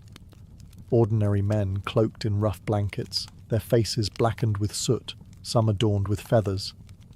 They weren't trying to fool anyone into believing they were real Mohawks. Their disguise was symbolic, an act of shedding their old identities, of taking a stand as something new, something fierce. By the dozens, they made their way to Griffin's Wharf, where the 3 tea ships, the Dartmouth, the Eleanor, and the Beaver, lay anchored. The harbour water churned cold and dark beneath them, thick with the sharp bite of winter air. There was no shouting, no drunken chaos. This was not a riot. It was a mission, carried out with calm, ruthless precision. Armed with hatchets and clubs, the disguised colonists swarmed the ships, overwhelming the few crew members still aboard. No harm came to the sailors. They were pushed aside, watched in silence as the operation began. Men split open the wooden chests with practiced blows, the fragrant smell of fresh tea spilling into the cold night air. Others heaved the crates overboard, their heavy splashes echoing across the still waters of the harbour. Chest after chest, 342 in total, was broken and dumped, until the black water swirled with thousands of pounds of tea leaves. Spectators watched from the wharf, silent, awed. British guards stationed nearby made no move to intervene. Whether from confusion, sympathy, or fear of escalating violence remains unclear. Some accounts suggest that even among British loyalists there was an understanding. Something had shifted, and there would be no stopping it tonight. The discipline was extraordinary. No cargo was stolen. No one raided the ships for valuables. Only the tea, the hated symbol of British oppression, was targeted. In a town where hunger and hardship were daily realities, the men could have easily turned the protest into an excuse for looting. They did not. When it was over, the harbour resembled a great, swirling cauldron, filled with torn chests and soaking tea leaves. The smell of the sea mixed with the sharp tang of smashed tea, filling the night air with a strange, bittersweet scent. The work was done. Silently, the men disappeared into the night, vanishing into the alleys and back streets of Boston. They left behind no names, no leaders, no claims to fame, only the unmistakable mark of revolution. As the last broken crates bobbed in the dark water, Boston stood still, almost holding its breath. The Boston Tea Party wasn't a riot, a brawl, or a drunken spectacle. It was something far rarer, an act of cold, deliberate defiance carried out under the cloak of night. The harbour was transformed into a giant, swirling teapot. Thousands of pounds of East India Company tea floated in great mats on the water, staining it black. Some colonists, curious and rebellious, scooped handfuls of soaked leaves from the harbour, only to be chastised by the Sons of Liberty patrolling the docks. Nothing was to be salvaged. No one would profit from this night's work. This was principle, pure and simple. The town woke the next morning to the smell of salty tea hanging heavy in the air. News spread like wildfire. Word of mouth, letters, broadsheets. By midday, everyone from apprentices to merchants knew what had happened, and opinions split fast. Among patriots, there was pride, a fierce, swelling pride that ordinary men had stood up to the mightiest empire in the world and struck a blow for liberty. Among loyalists and moderates, there was horror. To them, the destruction of property was reckless, dangerous. Had the colonies crossed a line they couldn't walk back from? Governor Thomas Hutchinson raged in his mansion, furious not only at the destruction but at the message it sent. If the king's authority could be defied so brazenly in Boston, where else might rebellion spark? British officials were stunned. They had expected protests, boycotts, maybe another riot like those that had broken out over the Stamp Act. They hadn't expected organised, disciplined revolutionaries to calmly destroy tens of thousands of pounds of royal property without so much as breaking a window. The ship's captains, the Dartmouth, the Eleanor, the Beaver, could only watch helplessly as their cargo disappeared beneath the waves. In the official ledgers, the night's loss would be tallied at over 10,000 British pounds, a fortune. But the real loss wasn't measured in pounds sterling or ruined tea. It was measured in trust, in loyalty, in the fragile illusion that Britain still ruled her colonies with consent. The night the tea sank, something deeper rose to the surface, a shared undeniable truth. The age of peaceful protest was ending, a reckoning was coming, and Boston was ready. When word of the Boston Tea Party crossed the Atlantic and reached London, the reaction was swift and furious. To British officials, it was not simply a protest, it was rebellion, an open, mocking challenge to royal authority that could not be ignored. King George III, upon hearing the news, was said to have grown cold with anger. Parliament, already frustrated by years of colonial disobedience, exploded in outrage. They demanded punishment, not just for the city of Boston, but as a warning to all the American colonies. The result was a series of laws so harsh they were quickly nicknamed the Intolerable Acts in America. The first blow came swiftly, the Boston Port Act. In one brutal stroke, Parliament ordered the closure of Boston's bustling harbour, the economic lifeline of the city, until the destroyed tea was paid for and order restored. Ships could no longer enter or leave. Trade vanished. Goods and supplies dried up. Boston, once vibrant and noisy, grew quiet, its docks eerily still. But the punishment didn't stop there. The Massachusetts Government Act stripped the colony of its self-governing rights, placing it firmly under the king's appointed officials. The Administration of Justice Act allowed royal officials accused of crimes to be tried back in Britain, a clear message that British authorities were untouchable.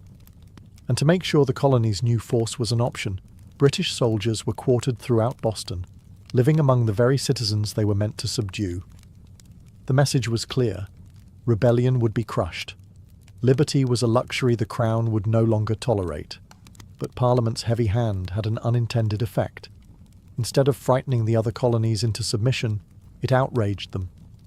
News of Boston's suffering, of its port closed, its people starving under martial law, stirred deep sympathy and righteous anger throughout America.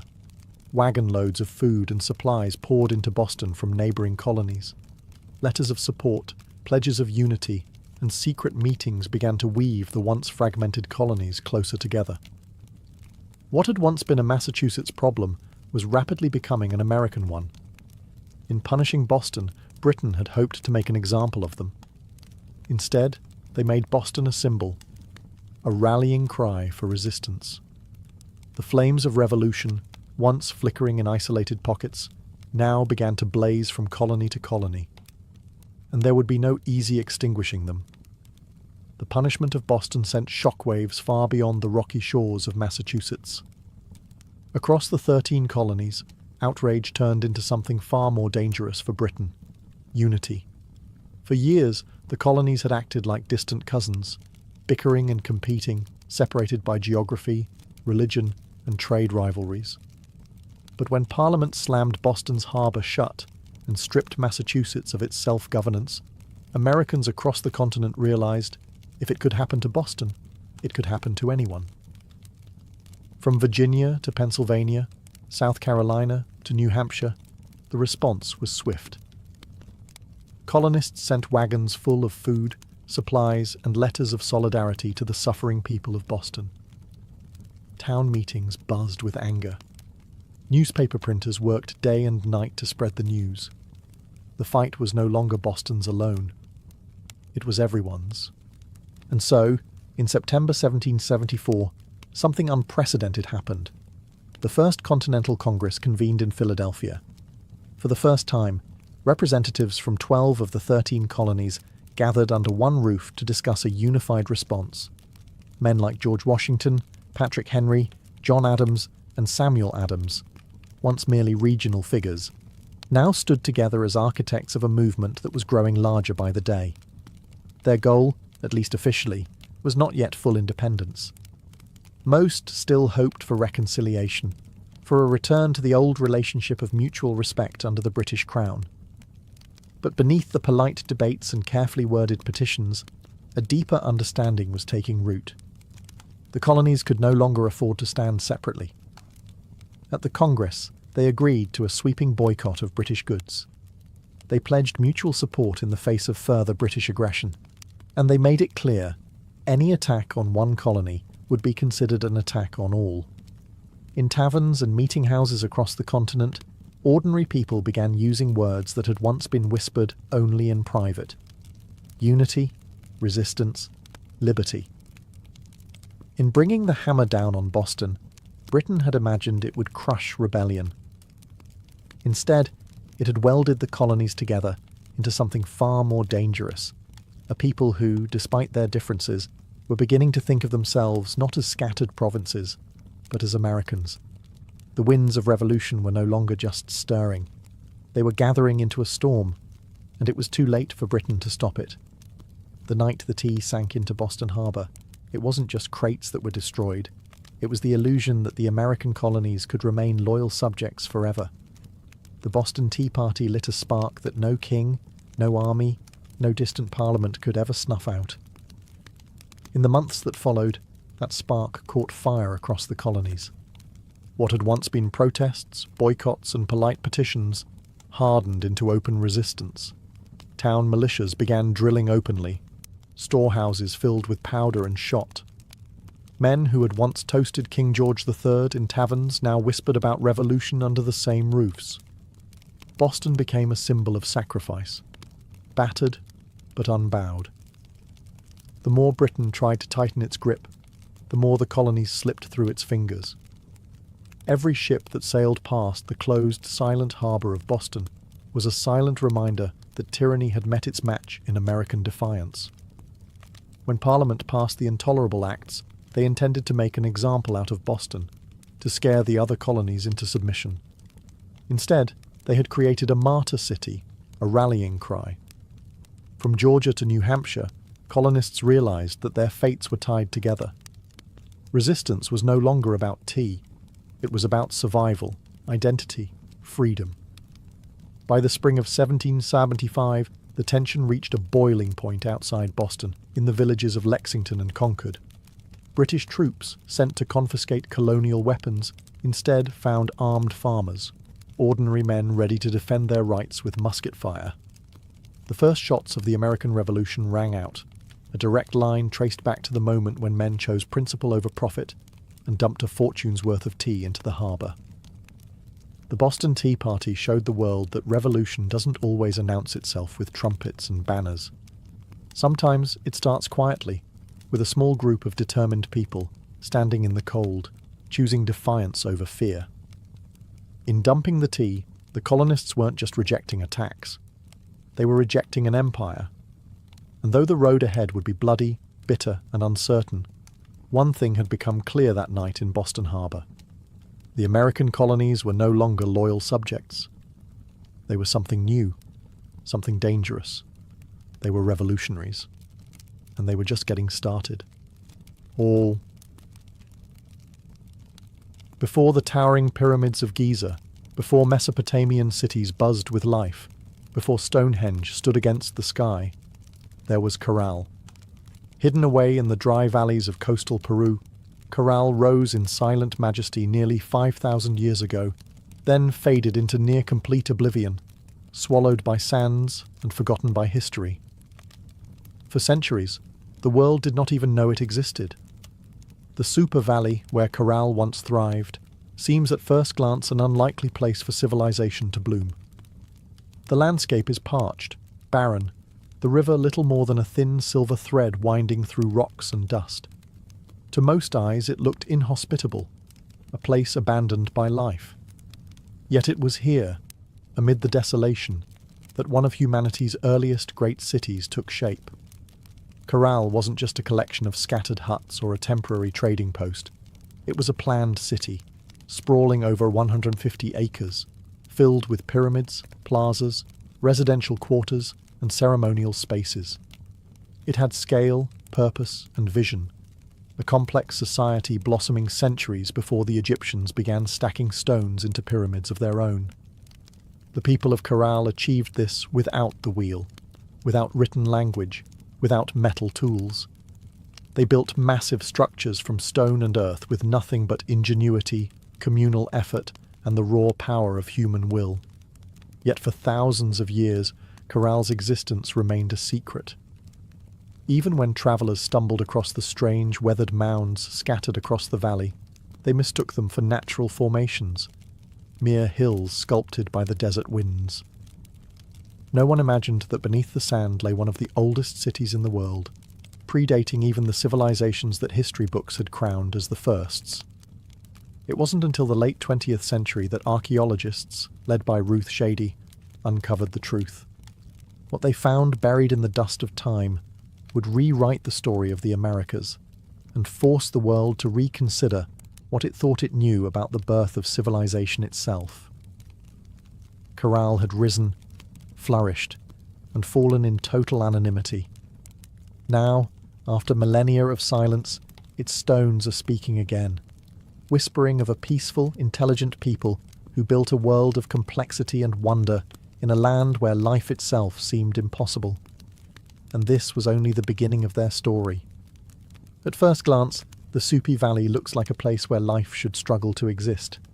Harsh winds sweep across endless stretches of sand and stone. The sun beats down mercilessly, drying out the earth, baking the landscape into cracked, brittle sheets. Water is scarce, the river a meandering thread fighting for survival. To the untrained eye, it is a wasteland, barren, empty, forgotten by the gods. But the people of Corral saw something different. They did not see a desert to be feared. They saw a canvas to be shaped. They recognized the river, however modest, as the lifeblood of possibility. And so, with patience, ingenuity, and sheer determination, They turned this unforgiving place into a thriving oasis of life and culture. Their first victory was agriculture. They learned to tame the river's seasonal floods, building simple but brilliant irrigation systems that channeled water across the valley floor.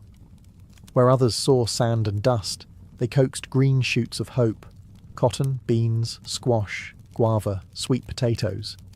Cotton, in particular, became their treasure. It was spun into fishing nets and textiles, fueling trade with coastal villages and creating bonds that stretched far beyond their desert home. But growing crops was only part of their mastery. The people of Corral understood that survival in the desert required balance. They worked with nature, not against it. They built their homes and plazas from stone and earth, designed to withstand both scorching heat and the rare, punishing rains that occasionally swept through the valley. They studied the stars and seasons, planning their harvests with the precision of master astronomers. Trade became the veins and arteries of Corral's economy. Dried fish, cotton, fruits, and handmade goods flowed up and down the coast. In exchange, Corral received exotic goods: colourful shells from the Pacific, rare stones from the Andes, ideas from distant peoples. They were not isolated, they were connected. In a land where survival seemed impossible, Corral thrived through intelligence, innovation, and community. They didn't conquer the desert with brute force. They partnered with it, learning its rhythms, respecting its power, building a society that was not just functional, it was extraordinary. Against the odds, Corral blossomed into a beacon of civilization. And it was only beginning to rise. Rising out of the desert like ancient guardians, the pyramids of Corral defy everything we thought we knew about early civilization in the Americas. These were not small, crude structures built by primitive hands. They were massive, deliberate works of architecture, created by a people with vision, organization, and ambition. The centerpiece of the city was the Pyramid Mare, the largest of Corral's monumental structures. It stretched more than 450 feet in length and towered nearly 60 feet above the desert floor, a feat of engineering on par with the early wonders of the ancient world. Built from stone, mud, and woven reed bags filled with rocks, the pyramid was designed not just to endure the harsh climate, but to withstand the punishing earthquakes that occasionally rattled the region. And endure it did, standing silent against wind and time for nearly 5 millennia. But the pyramids of Corral were not tombs. Unlike the massive burial complexes of Egypt, Corral's pyramids served a different purpose. They were centers of ceremony, power, and public life. Temples and gathering spaces crowned their summits, accessible by broad, elegant staircases. Fires once burned atop these platforms, and rituals were held beneath the endless Peruvian sky. At the foot of the pyramids, vast plazas opened up, sunken and circular, inviting thousands to gather for religious ceremonies, political meetings, and communal celebrations. The very design of Corral's cityscape suggested a society that prized community and order, a people deeply connected to one another and to the cosmos. Around the pyramids, smaller residential complexes fanned out, likely home to priests, administrators, artisans, and farmers. The pyramids themselves seem to have been strategically placed, aligned with celestial events, sunrises, solstices, the cycles of the stars. To the people of Corral, architecture wasn't just practical, it was spiritual, mathematical, cosmic. Walking among the weathered stones today, it's almost impossible not to feel a strange sense of awe. These structures were raised without metal tools, without the wheel, without beasts of burden. Yet they rose with symmetry, scale, and staggering precision. The great pyramids of Corral were not built for vanity, nor for war. They were built to connect earth and sky, community and cosmos, humanity and eternity. And they still whisper across the sands, telling a story that refuses to be forgotten. Among the ruins of Corral, there is something profoundly different, something that sets it apart from so many ancient civilizations. No weapons have been found buried beneath its sands. No defensive walls circle its plazas. No mass graves hint at bloody conquest or internal strife. Unlike the kingdoms that rose and fell through war, Corral was a society built on peace. It's a revelation that defies expectations. Here was a civilization that flourished not through violence, but through cooperation, trade, and shared belief. The people of Corral seem to have invested their energy not in armies or fortresses, but in architecture, astronomy, music, and communal life. Their plazas and pyramids weren't monuments to victory over enemies. They were centers of celebration, worship, and governance. This was a civilization that chose to gather rather than conquer, to negotiate rather than destroy. Trade was the lifeblood of Carroll's success. Cotton, grown along the fertile riverbanks, was spun into fishing nets that were traded with coastal communities. In return, Carroll received dried fish, an essential source of protein, and exotic goods from faraway places, colourful shells from the Pacific, precious stones from the highlands, and even rare tropical fruits from distant valleys. This wide network of trade stitched the region together, binding far-flung communities into a peaceful web of mutual benefit. And in the centre of it all, Corral thrived as a cultural and economic hub. Religious and ceremonial life played a vital role in maintaining social harmony. The city's grand public spaces and sunken plazas likely served as stages for rituals that united the people under shared spiritual beliefs. Music filled these gatherings, flutes carved from condor bones, drums made from deer hides, creating soundscapes that echoed across the desert, tying individual lives to something greater. Leadership, too, appeared to rely less on military strength and more on spiritual authority and civic organization. The city's leaders must have coordinated massive construction projects, seasonal agricultural cycles, and complex trade agreements, all without leaving behind the brutal scars of war. In an ancient world so often defined by conflict, Corral stands as a shining exception, a reminder that civilization does not have to rise on the broken backs of the conquered. It can instead be built by the quiet power of collaboration, creativity, and trust. At Corral, the stones still seem to hum with echoes of a world long gone. It was not just a city of buildings and trade. It was a city alive with sound, ceremony, and spiritual rhythm. Music and ritual were woven into the very heartbeat of Corral's civilization.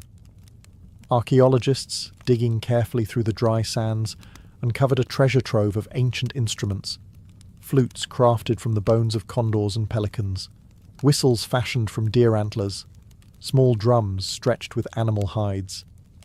These artifacts were not simple toys. They were crafted with care, tuned to specific notes, designed to carry sound across the wide open plazas of the city. In a world without written language, music spoke the language of the soul. Imagine it, the low thrum of drums rising at dusk, flutes keening like the desert wind, feet stamping on the sunken plazas as hundreds gathered under the fading light. Fires would crackle atop the pyramid platforms. Priests, dressed in intricate woven garments, would chant to the gods of the river, the earth, the stars. In those moments, Corral was not just a city, it was a symphony. The layout of Corral itself suggests that ritual life was at its core. The grand plazas were not mere open spaces. They were stages for communal ceremonies, carefully designed to draw people together. The sunken circular courts acted like ancient amphitheatres, focusing sound and sight onto the rituals performed at their centres. And above them all, the pyramids loomed. Not as tombs, but as sacred mountains built by human hands, linking the earth to the heavens. Rituals likely marked the turning of the seasons, the cycles of planting and harvest, the movements of the stars. Music was not just entertainment. It was a bridge between people, between nature and the divine, between the known and the mysteries beyond. No violent murals, no terrifying gods of war, no bloodthirsty sacrifices. In Corral, the spiritual world seems to have been one of harmony, celebration, and reverence. Even today, when the desert wind whistles through the ruins, you can almost hear it. The faint strains of ancient music, the forgotten songs of a people who found beauty, meaning and connection in the heart of the harsh, endless sands. Carroll wasn't just a place of music, trade and ritual. It was a marvel of engineering, a testament to human ingenuity in one of the harshest landscapes on Earth. Without metal tools, without the wheel, without draft animals, the people of Corral shaped a city of stone and earth that has endured nearly 5,000 years. Their achievements were astonishing. Massive pyramids rose from the desert floor, constructed not with small, fragile bricks, but with enormous stones carried across the dry valley. Workers transported rocks using reed bags, ingenious baskets strong enough to bear heavy loads, woven from the very plants that grew along the riverbanks. Layer upon layer, they built with care, stacking stone and filling the interiors with rubble to create structures that could withstand not only time, but nature's fury. And they understood nature well. Corral lies in a region prone to violent earthquakes, yet their pyramids and plazas survived largely intact. How? By mastering earthquake-resistant architecture. Builders used flexible construction techniques, layered fills, wide foundations, and rounded corners that allowed their monuments to absorb and dissipate seismic energy. It was engineering born not from textbooks, but from an intimate knowledge of the earth itself. Water management was another silent triumph. Despite living in a desert, the people of Corral developed sophisticated irrigation systems.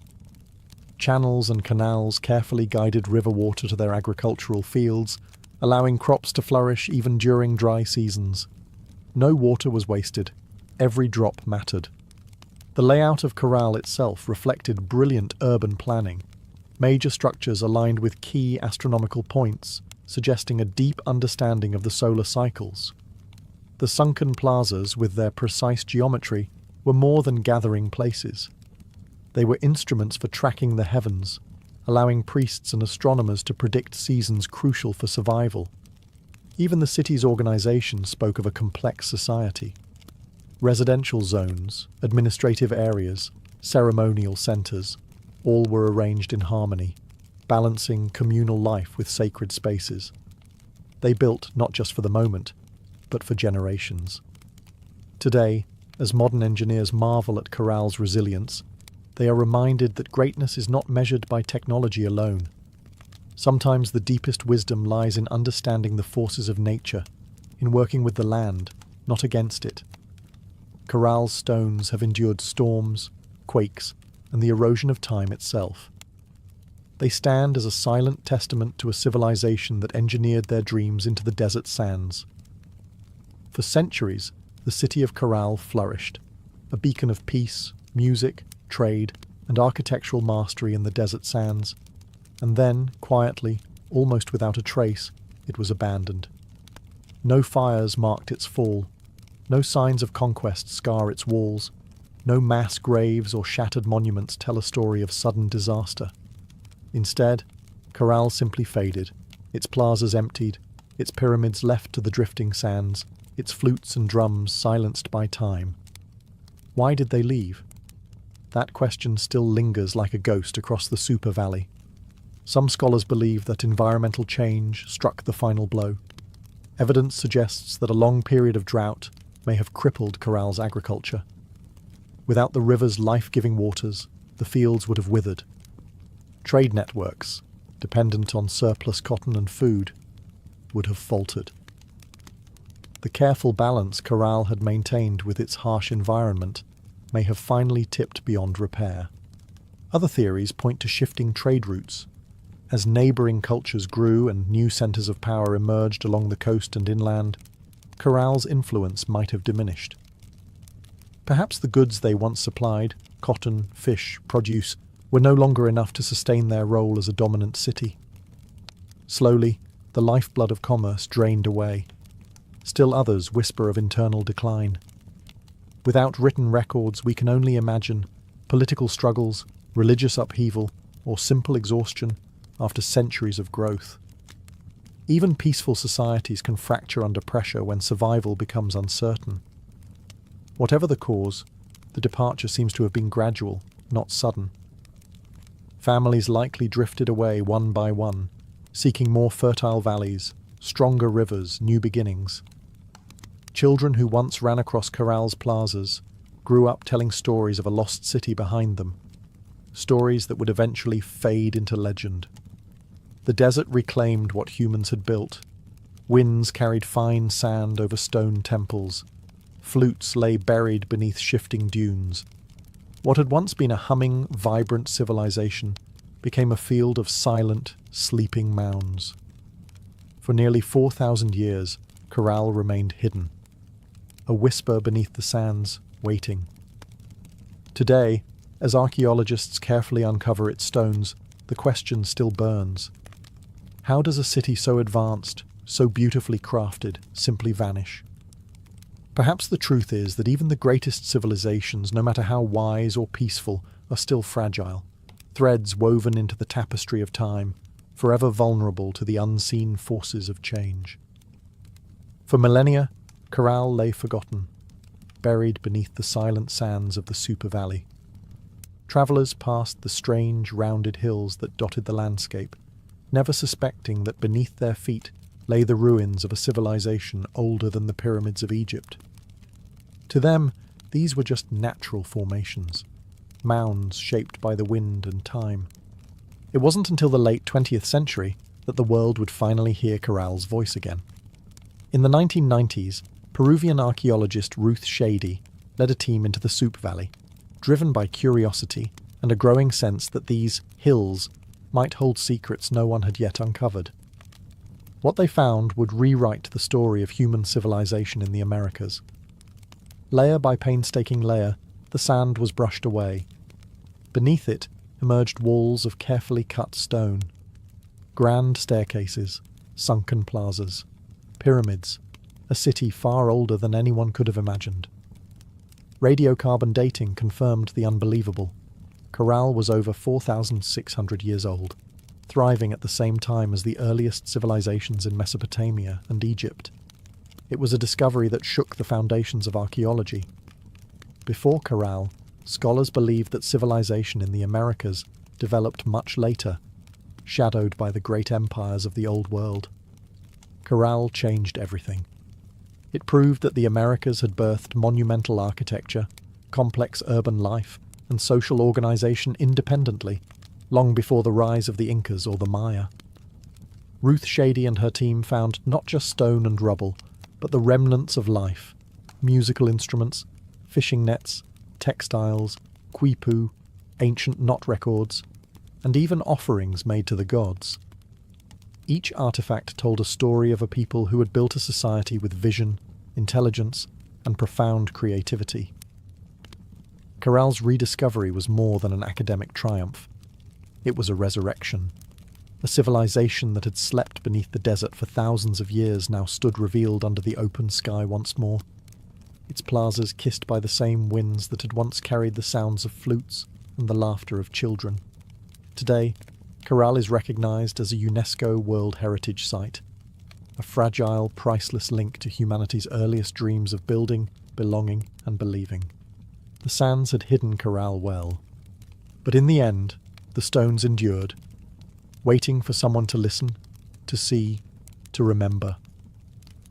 Corral stands today as a silent giant, a reminder that civilization's roots stretch far deeper than we once believed. Among its pyramids and plazas, the ancient